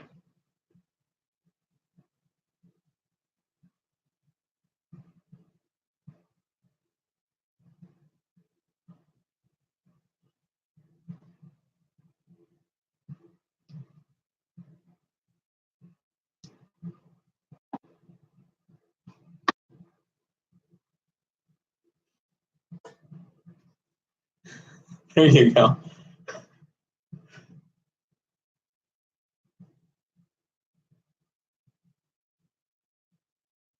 Eyes wide shut.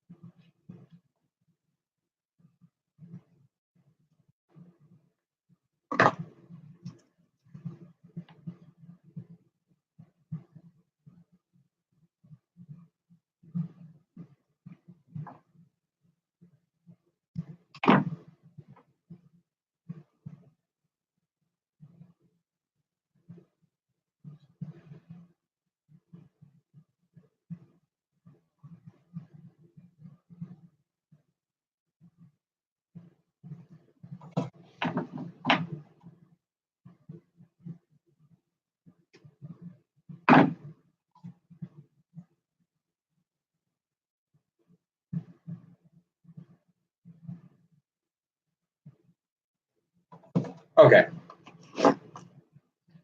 If this power test doesn't work, I'm calling it for the night because it's been 2 hours.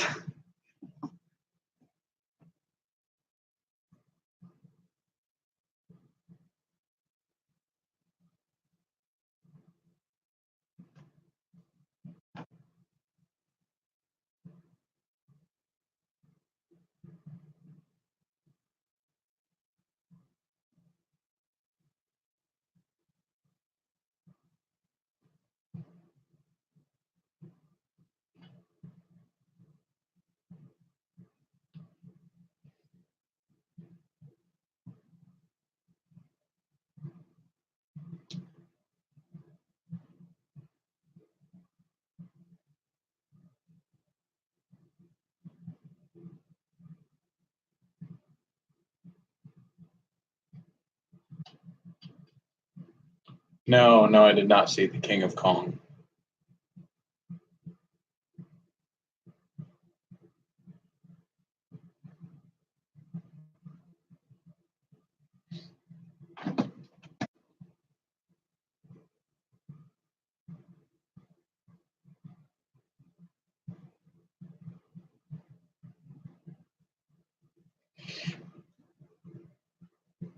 Okay. I'll add that to my watch later list. Is it on Netflix?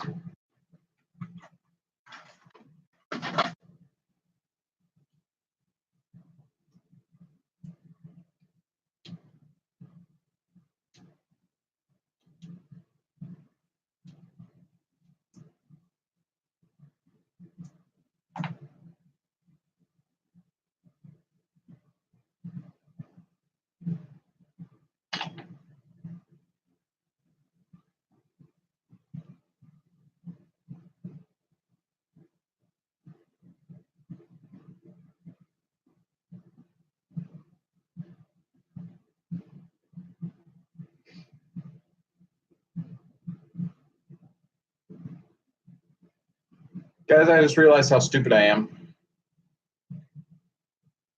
I have not had a ground wire connected to this the whole time.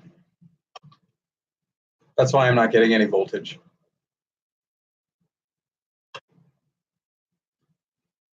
Wow. Wow.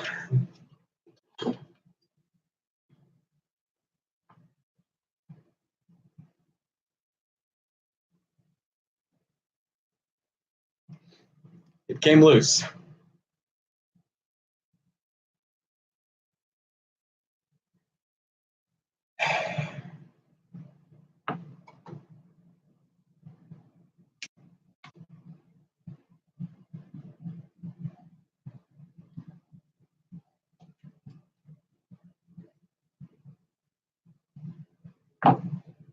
Yeah, I'm having one of those moments right now, Mike.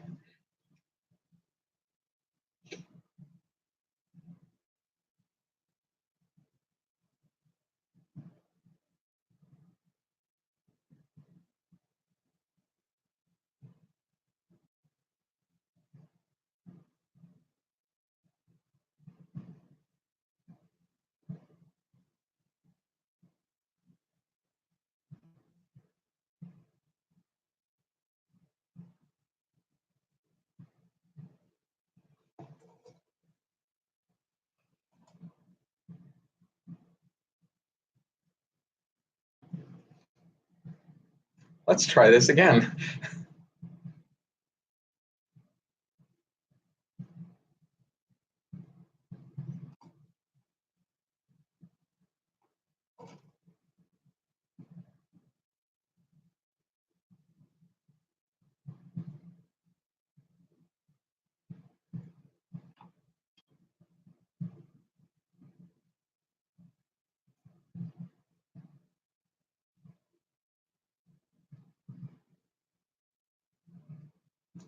Yeah, I know what you mean.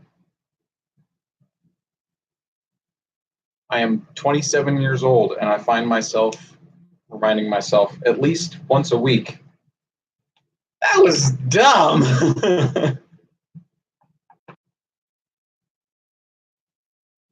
It'll only get more and more frequent.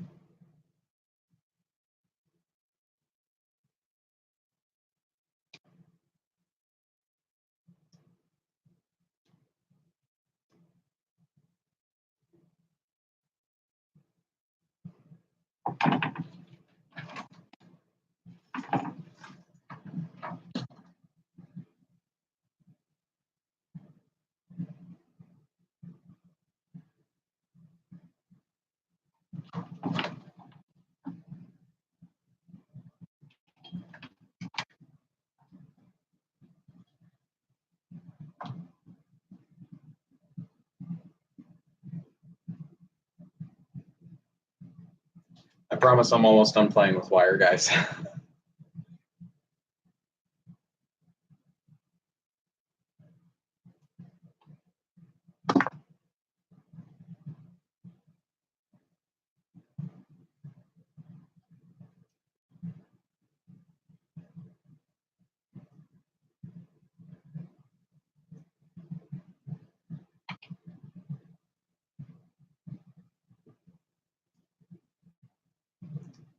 $52. Well, I commend you for your staying power.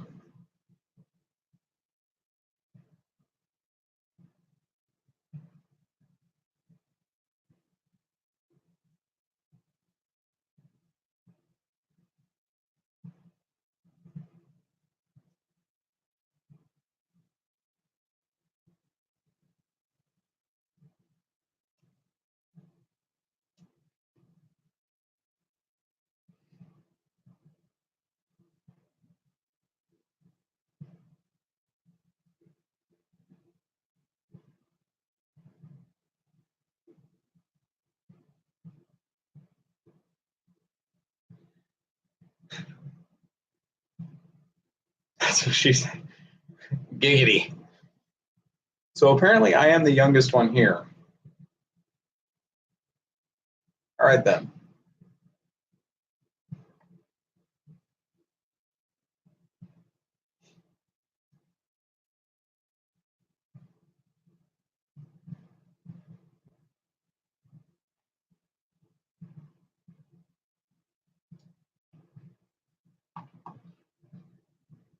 Never do what I just did. I did all that live. This is turned on.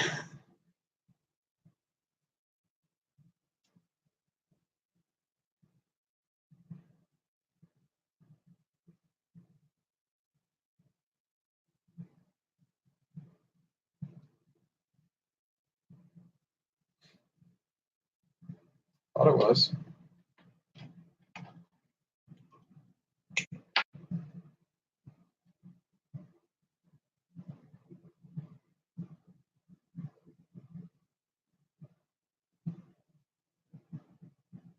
Hey, voltage.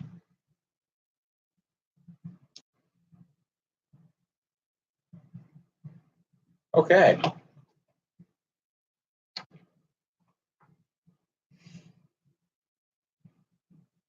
Still got all your teeth. That's good. Keep your teeth. Teeths, plural.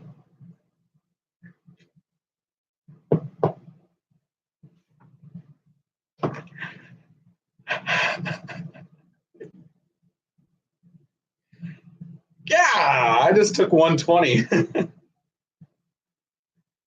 That hurt. Unplug.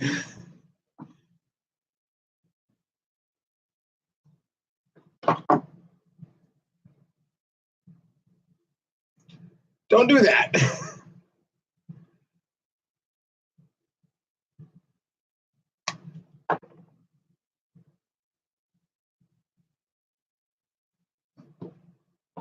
It does perk you right up.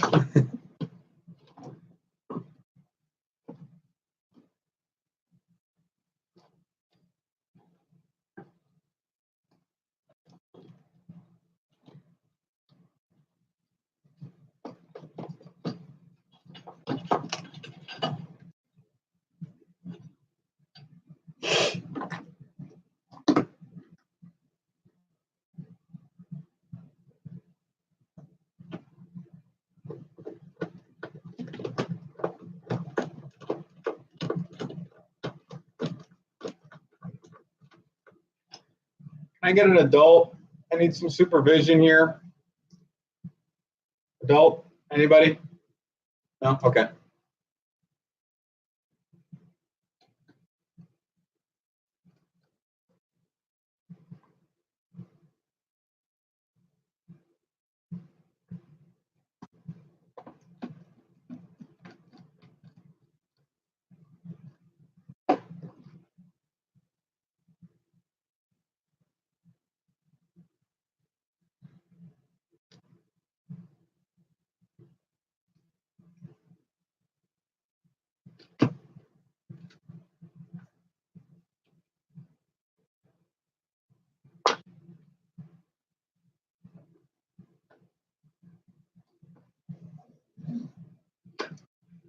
That's okay. You can enjoy my pain. I enjoy my pain.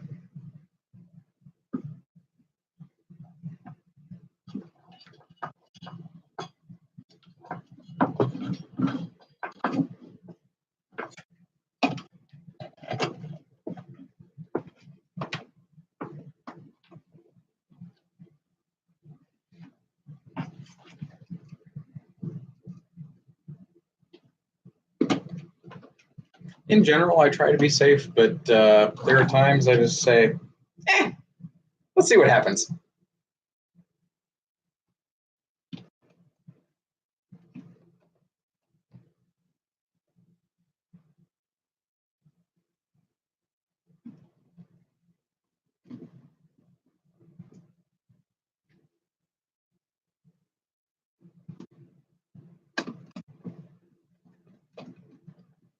Okay.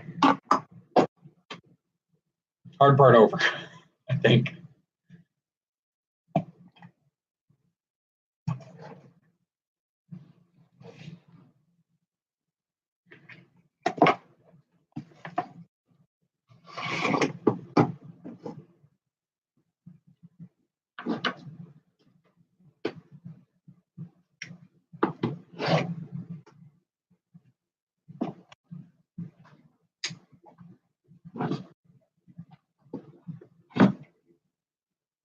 Look at that. Marlin. I don't know if I can. Yeah. You can kind of make that out. Snappy 3 ready.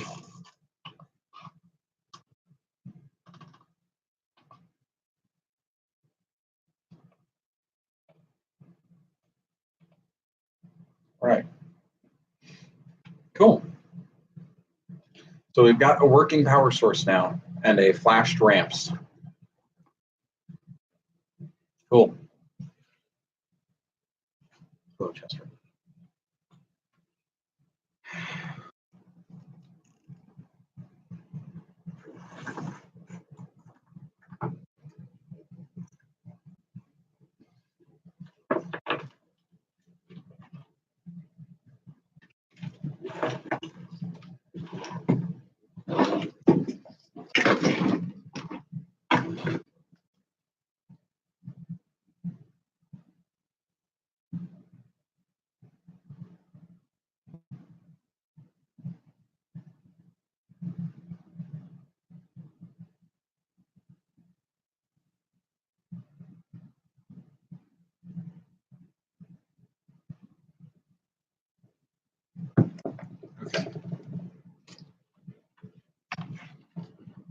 Get rid of that garbage.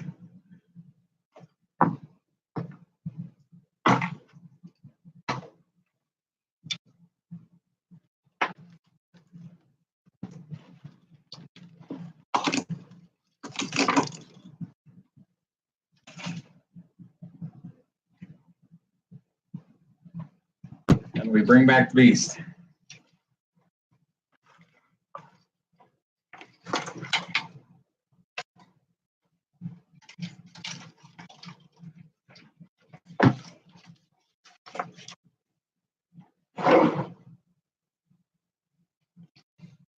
Okay. So now I need to put in the end stops for the actual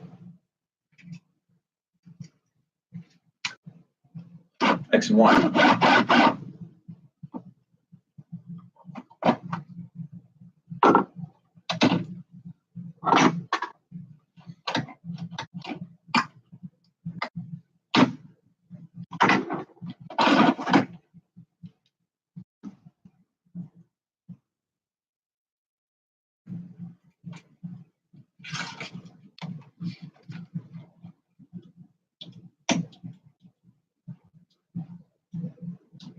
Well, just fit right in, don't they? That was easy.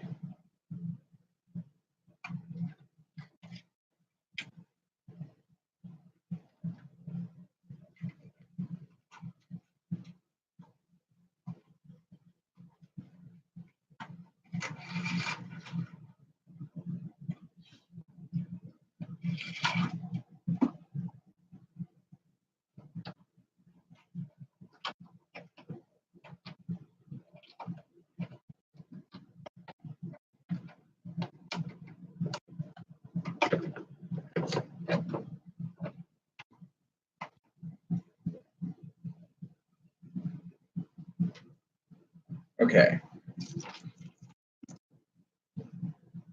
Has anybody died of boredom yet?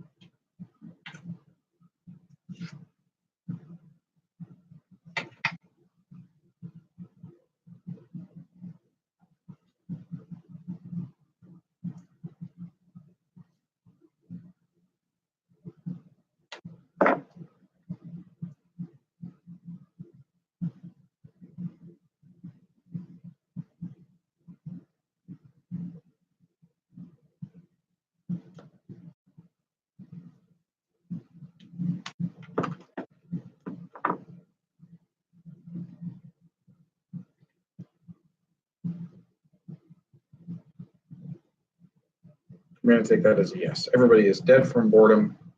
I am not entertaining. This stream is 2 hours long.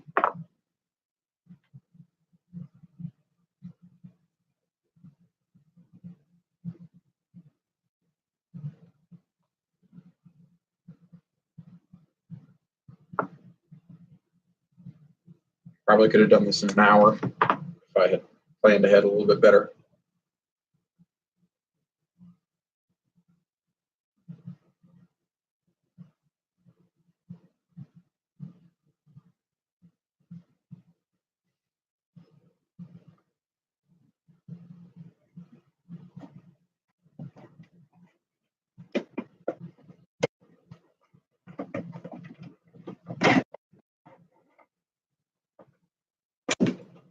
Whoops.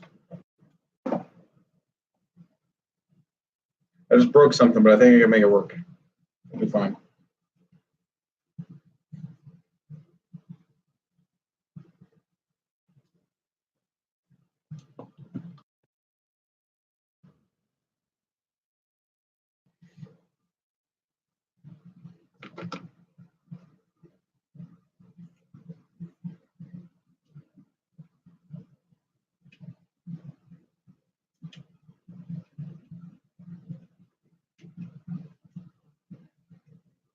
Can't really see what I'm doing here. There we go. I think that's in.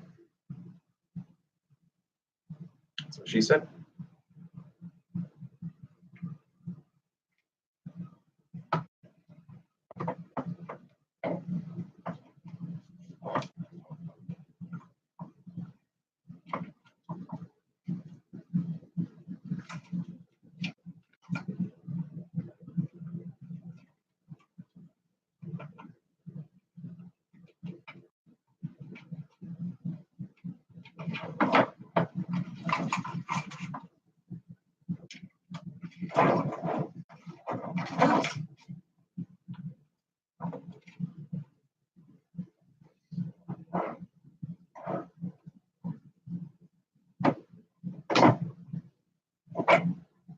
So I think it'll work, but on the right side of this, I broke off this tab. I'll print another once I get this running. That will be the first part that the Snappy prints of itself, that XY joiner.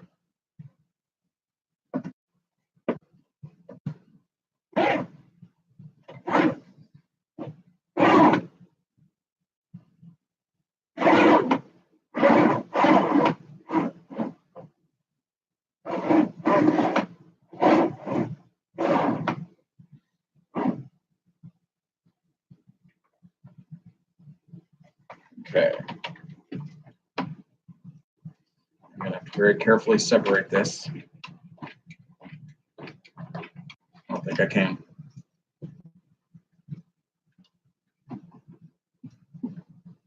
Not carefully, anyway.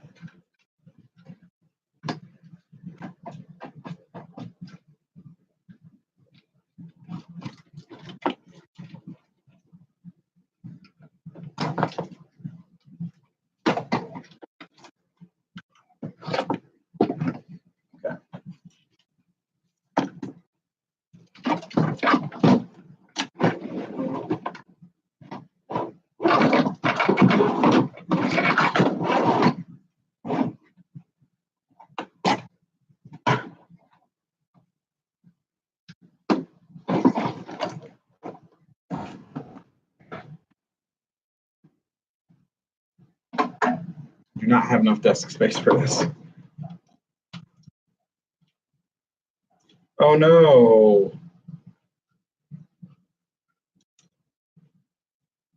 It's broken off one of these. Okay, well, it's still got 7 others. It should be okay.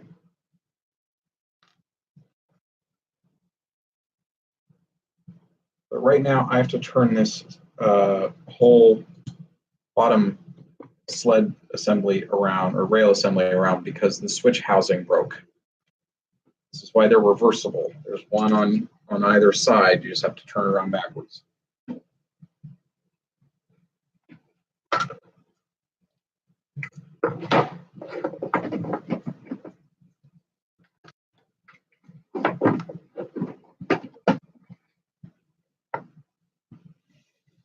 Okay.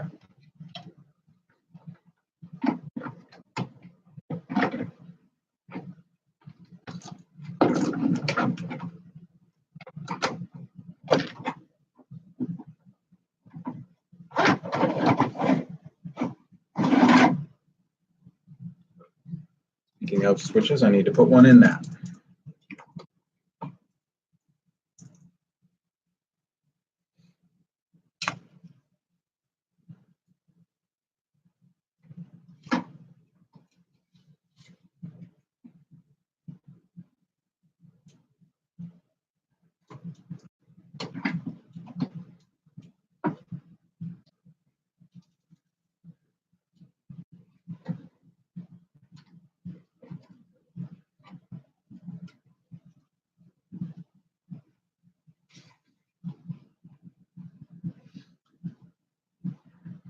And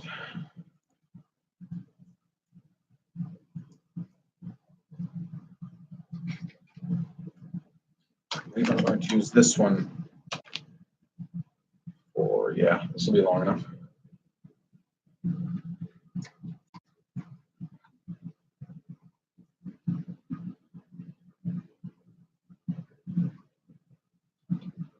Sorry, I should say I am wiring these stepper motors right now.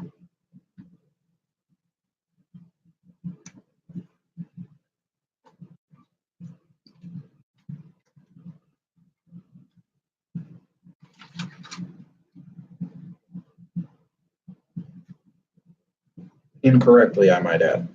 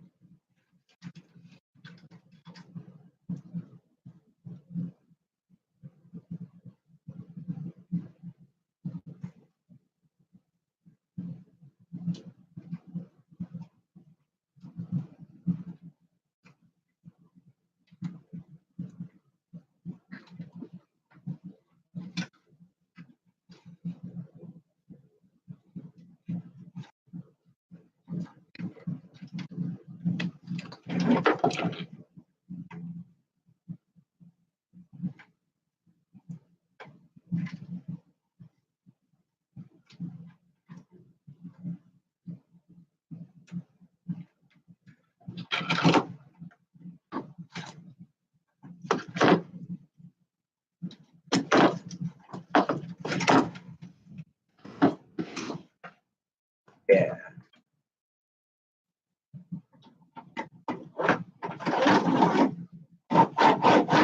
Okay, now we're getting somewhere.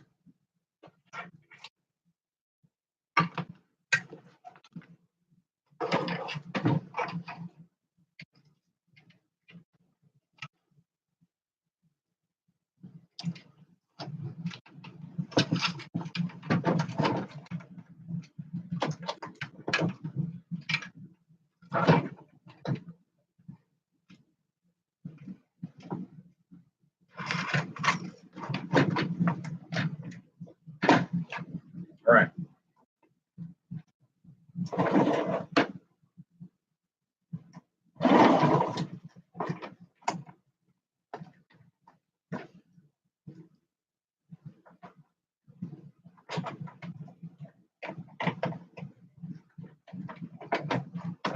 I'm wondering if I can shorten this cable chain some.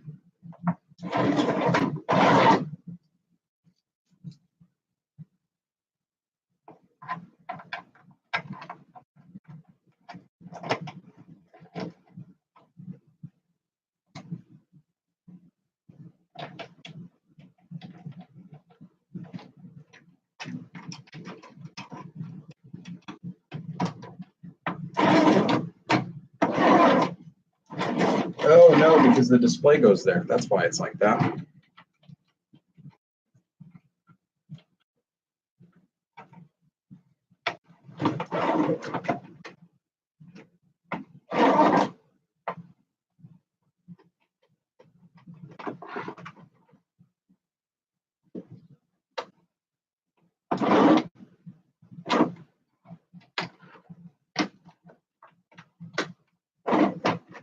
Okay. We're getting this.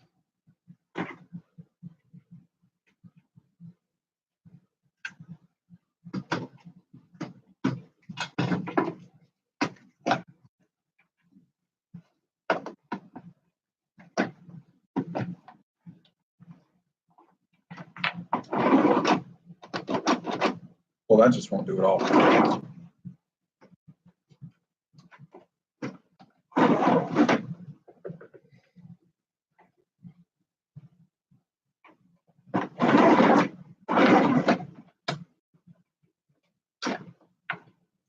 I gotta take like half the length out of this cable chain.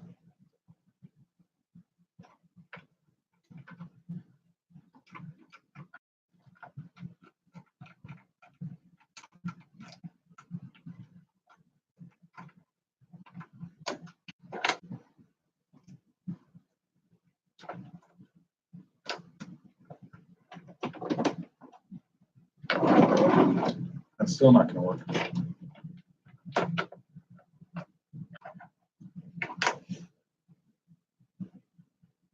Boys, I think I might have found a improvement here.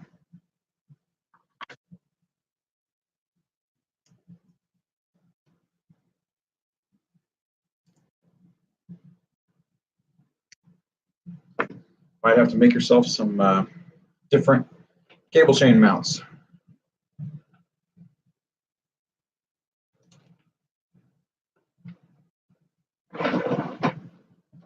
That's better. Okay, so what I did here, as this cable chain mount came, it was angled. It was more that shape. And as you can see, I just nipped off. Probably be better if I face it this way. I nipped off the bottom corner so that the chain can roll down some, because it does not want to when it's got that corner on it. And I need that clearance because of the ramp's LCD being in the way. That's fine. And now I am 4 lengths shorter. Okay.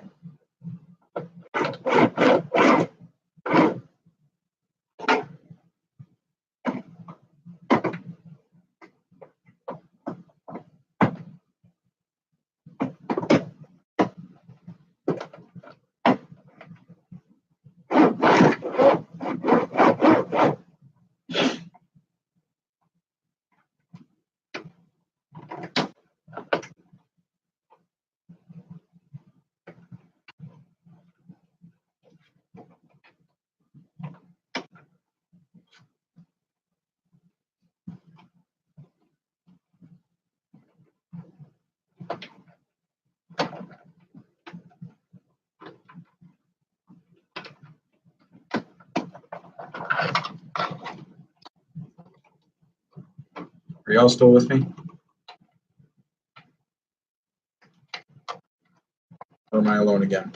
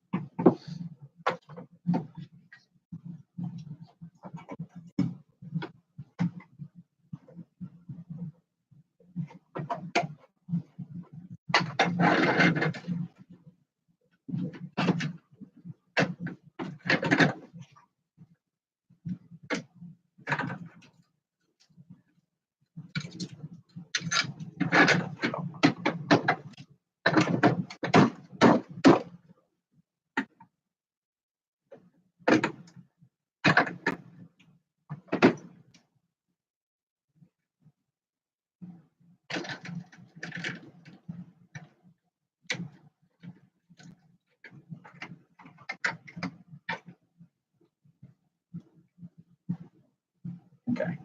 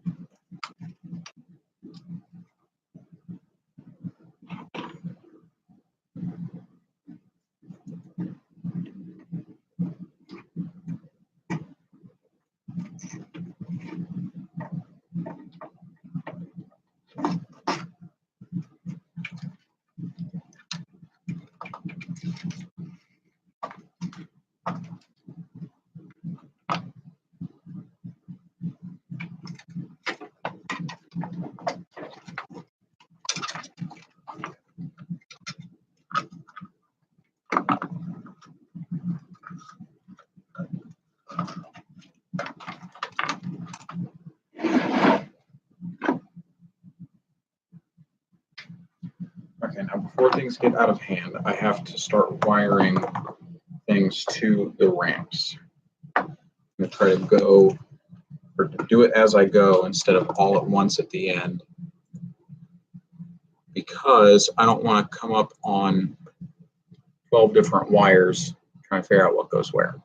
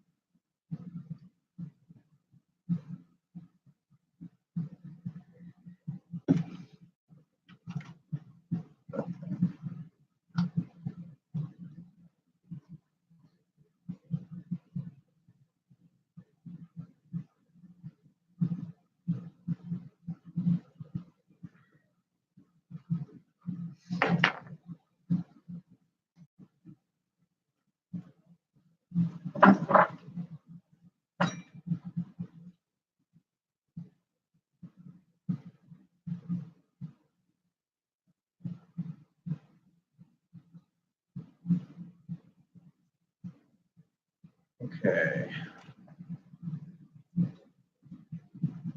So I need one more extended wire set, and that is for the cooling fan.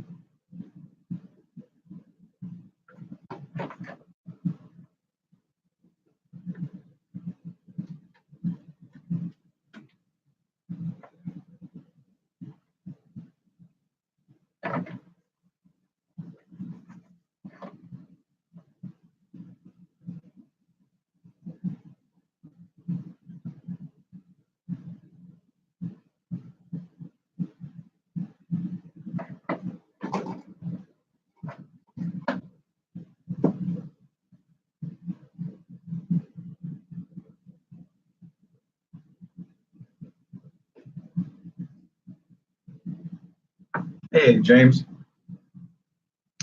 Um, right now, I'm running all the wiring. I should be good to go here pretty soon, actually. I'm just patching in some extra wire for the cooling fan right now because that is way too short. I think Mad Mike has fallen asleep at the keyboard. He's been silent for a while. And I don't know if you were here for it or not, but I took 120 volts when I was working on the power supply right at the end there. That was fun.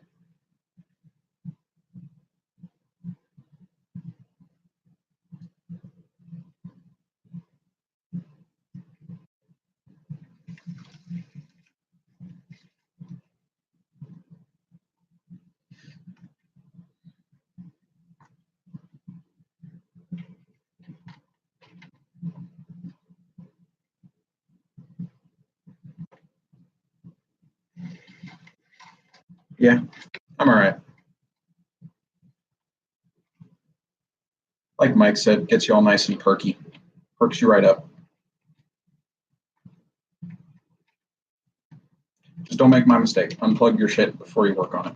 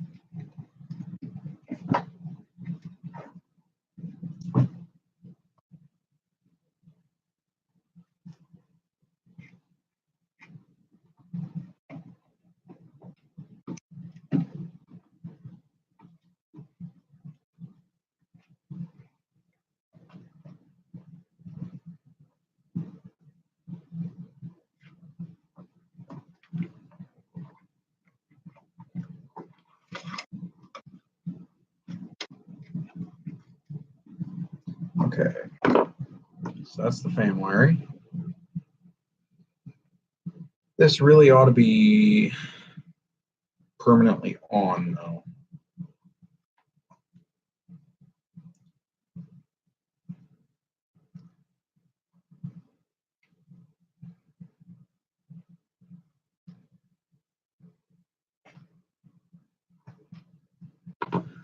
So that will go to,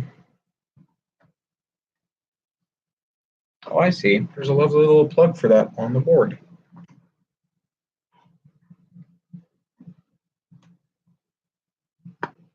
Okay.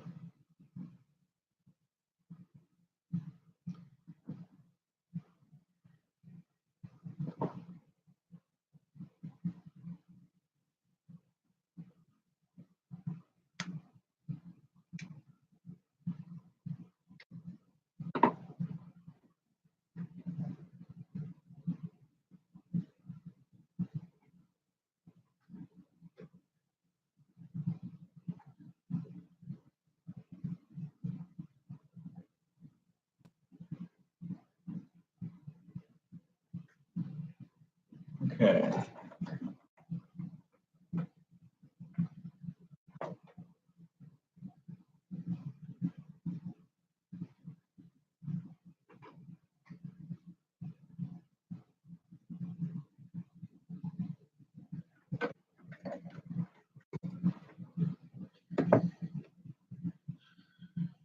Getting close, boys.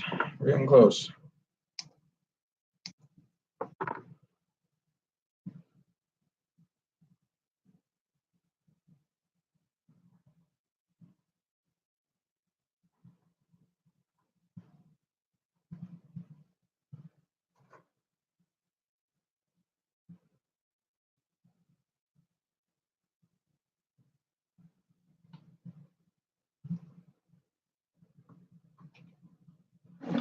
Okay.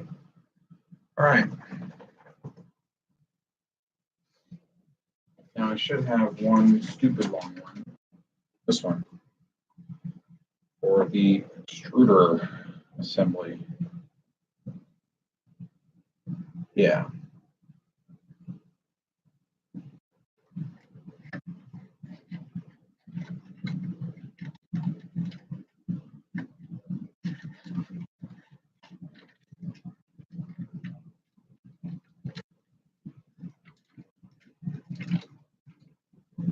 I don't know if maybe there's a better way to run all these wires.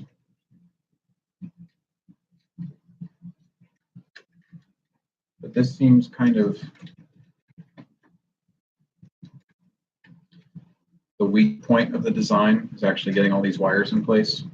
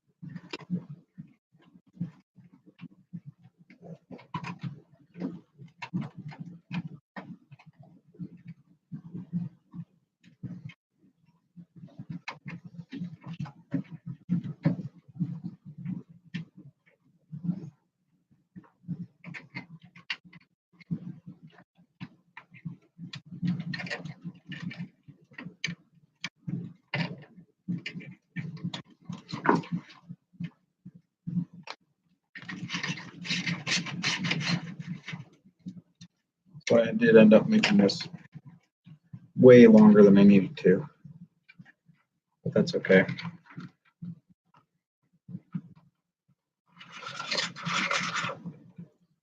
So the extruder motor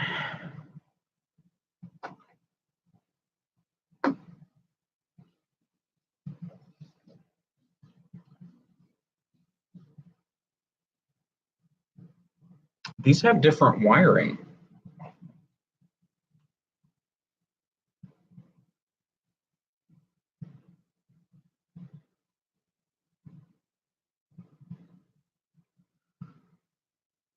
The red and white are swapped. Right. Right.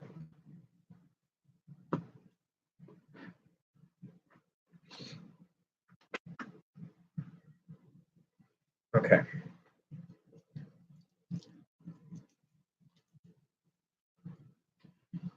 Now for the Z motors.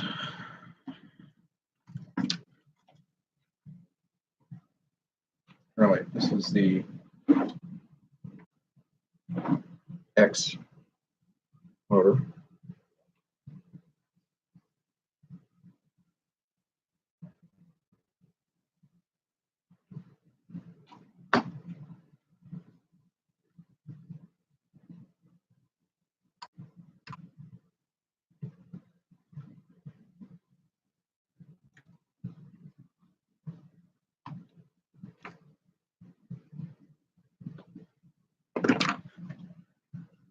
Now,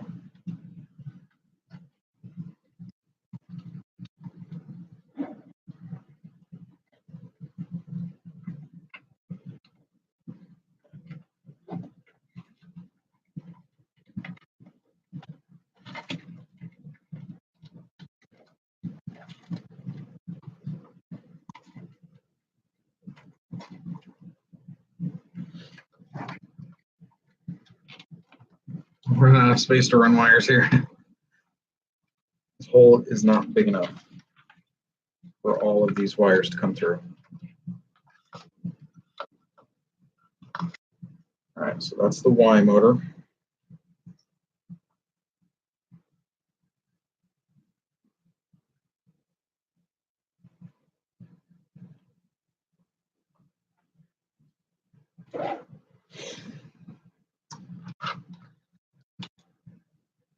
This will be for the Z.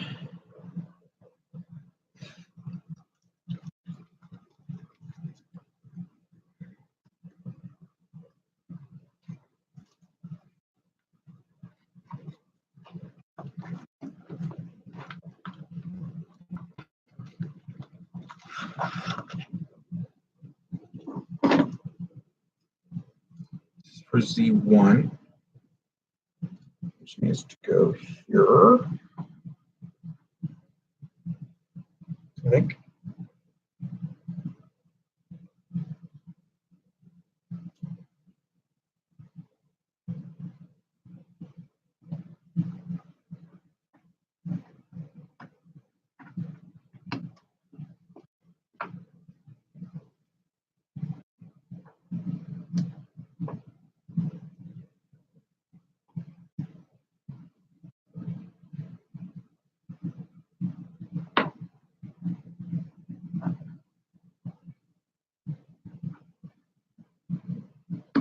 Well, that's different. Okay.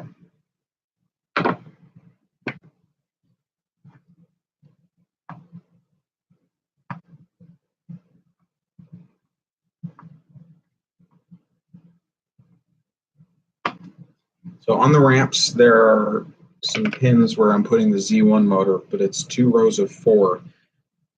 And because I'm not using DuPont connectors, I'm using these other little kinds, you know what kind I'm talking about. They're too close together. So I am going to try and cover them and bend them out of the way so that they don't short up against this connector, because the side that faces them is the side with the little contacts on it.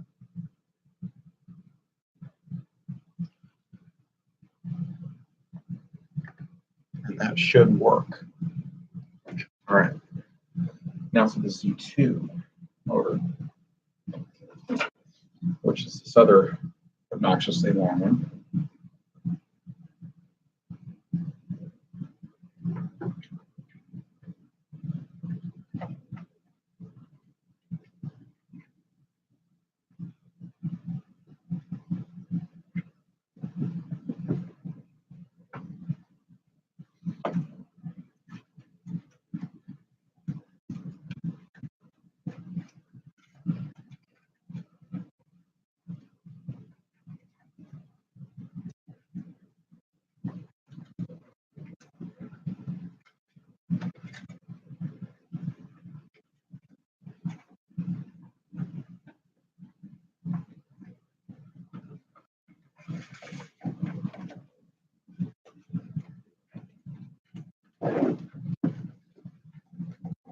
And this looks like it's just going to be barely long enough to reach. I probably should have made this one a little bit longer.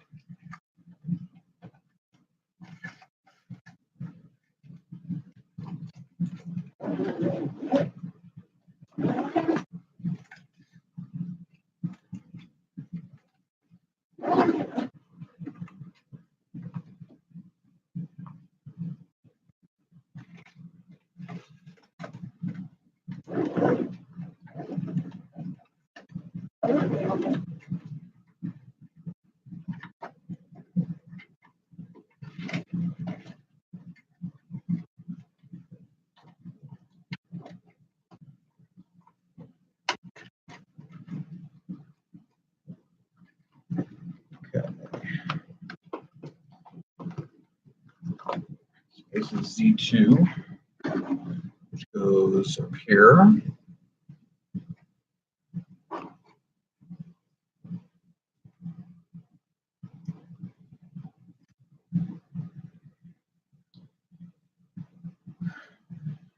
That's all the steppers. So steppers are wired. Next up, I have to do the end stop switches.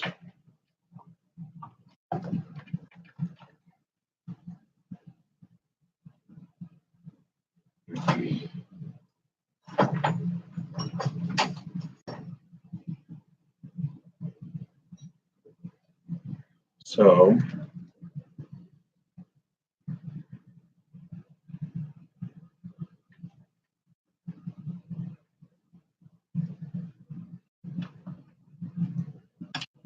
two of these are going to need entirely new harnesses made for them because they don't have any wires coming off of them.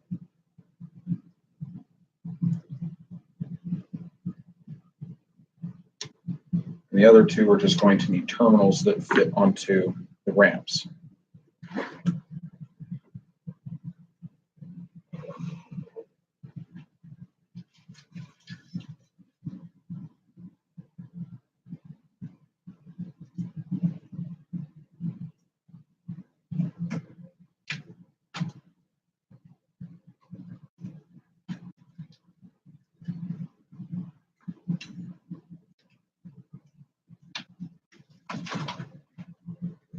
Good old trusty ball of wire.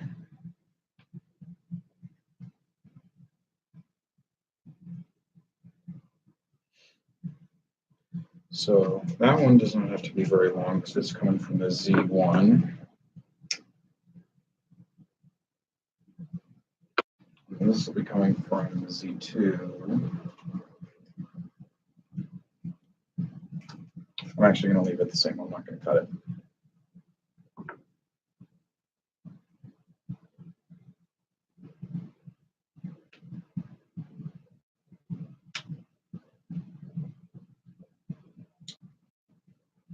If I can actually manage to strip this wire without breaking it.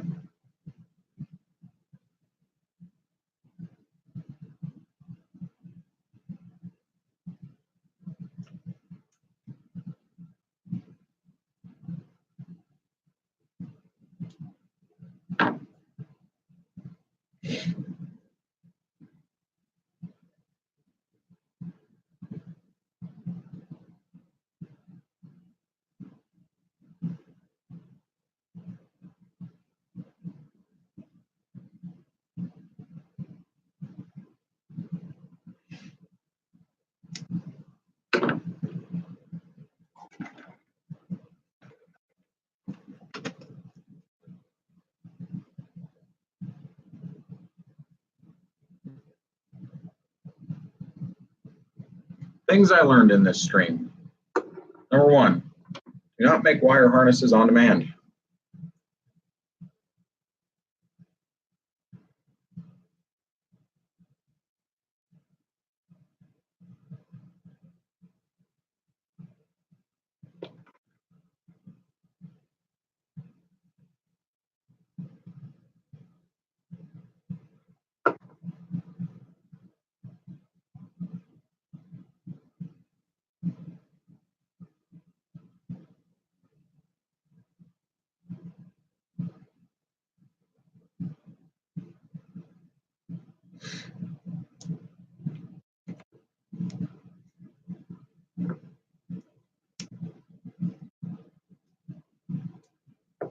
I don't know which one of you is still with me, but I'm fairly certain that whoever you are, you're asleep. And that's okay. We're coming up on 3 hours. It's almost 11 o'clock. This is way longer than I thought it would be.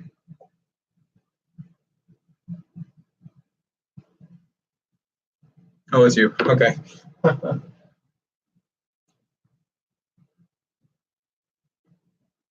thanks for sticking it out, James. I appreciate it.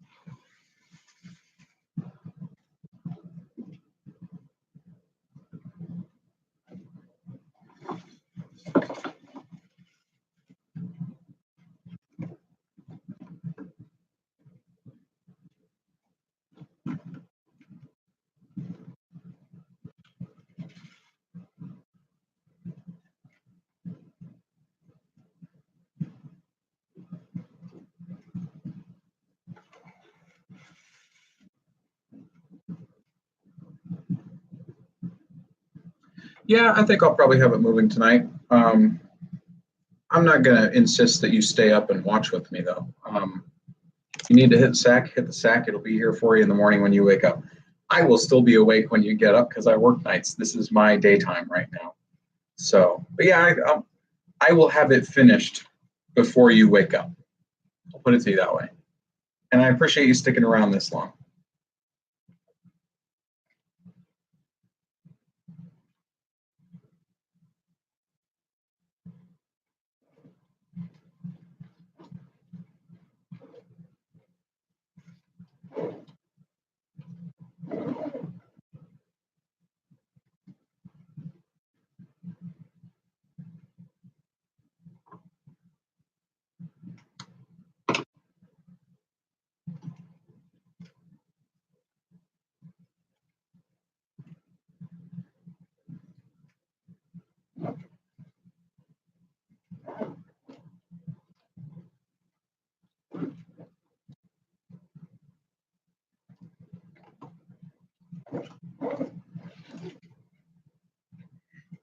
Well, good luck to you when you do it. Just learn from my mistakes, please. I hope this is an easier journey for you than it is for me.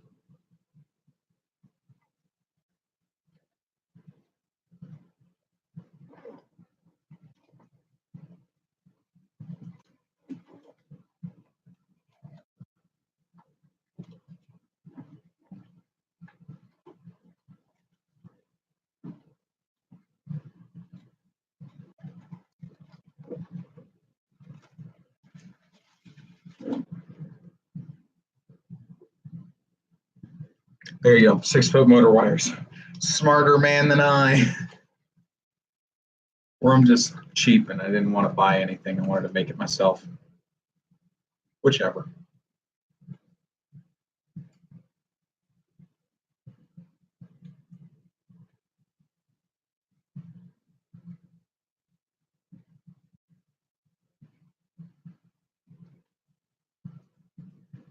Thank you very much. And I'll see you in the morning. Have a good night, James.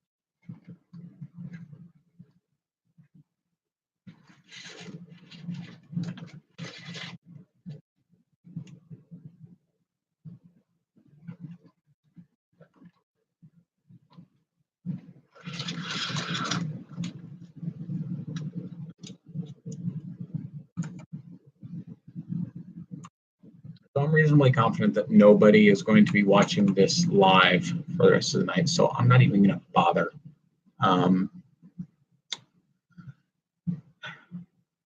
Once I get everything wired, I'm going to end this stream and then start another immediately afterward that will cover actually getting it running, because I know my dog is getting impatient. He wants to go WALK. I could probably use a bathroom break myself. And these things are not conducive to a live stream. So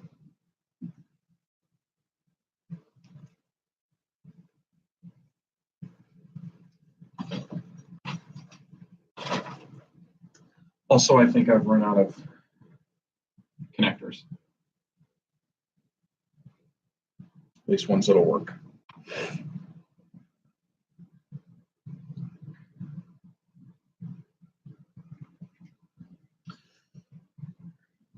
Yeah, I have. Okay, well, that was poor timing, but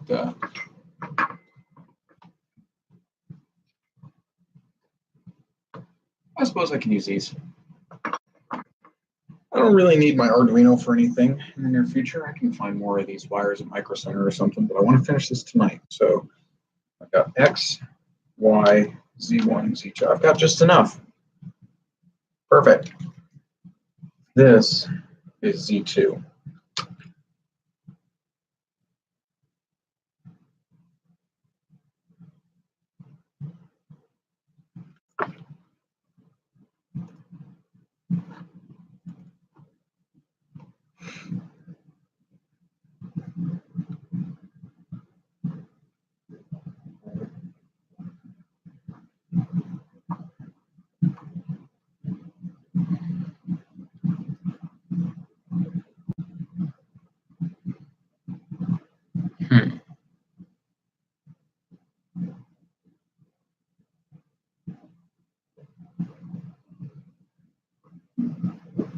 Okay.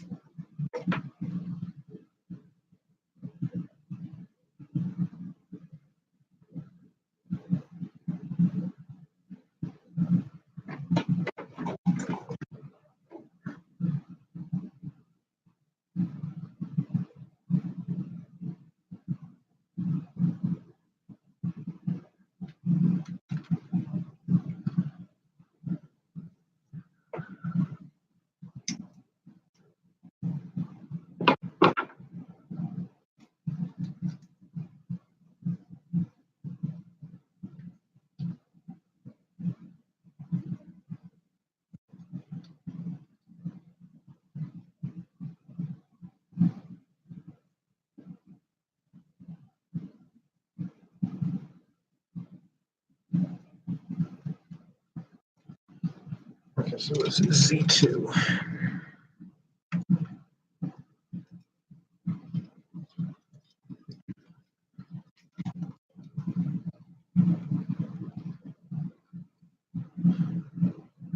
X blank Y blank ZZ. X blank Y blank ZZ.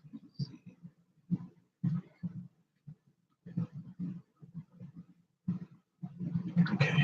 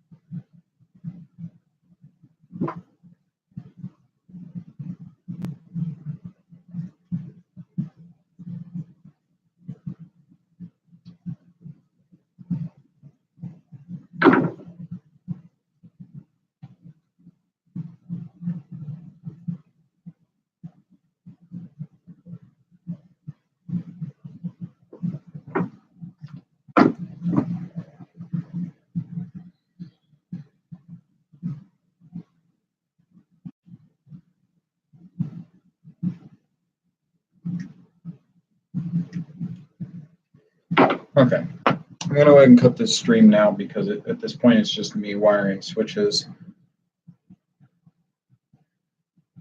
Oh, hello, DF. Ever sneeze on camera? I'm not sure. Maybe, probably. I wasn't aware that anybody was here. Welcome back.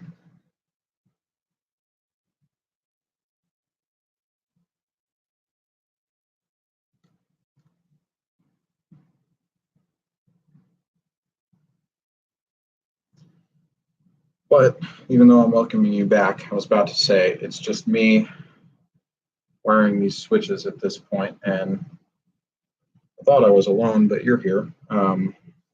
However, my dog needs walked, and I don't want to waste a whole bunch more time on this because we're hitting the 3-hour mark, and that's plenty long enough. So I'm going to cut the stream, and then I'll pick it back up later once I've actually got everything wired and it starts running. So we're getting there, almost done, home stretch.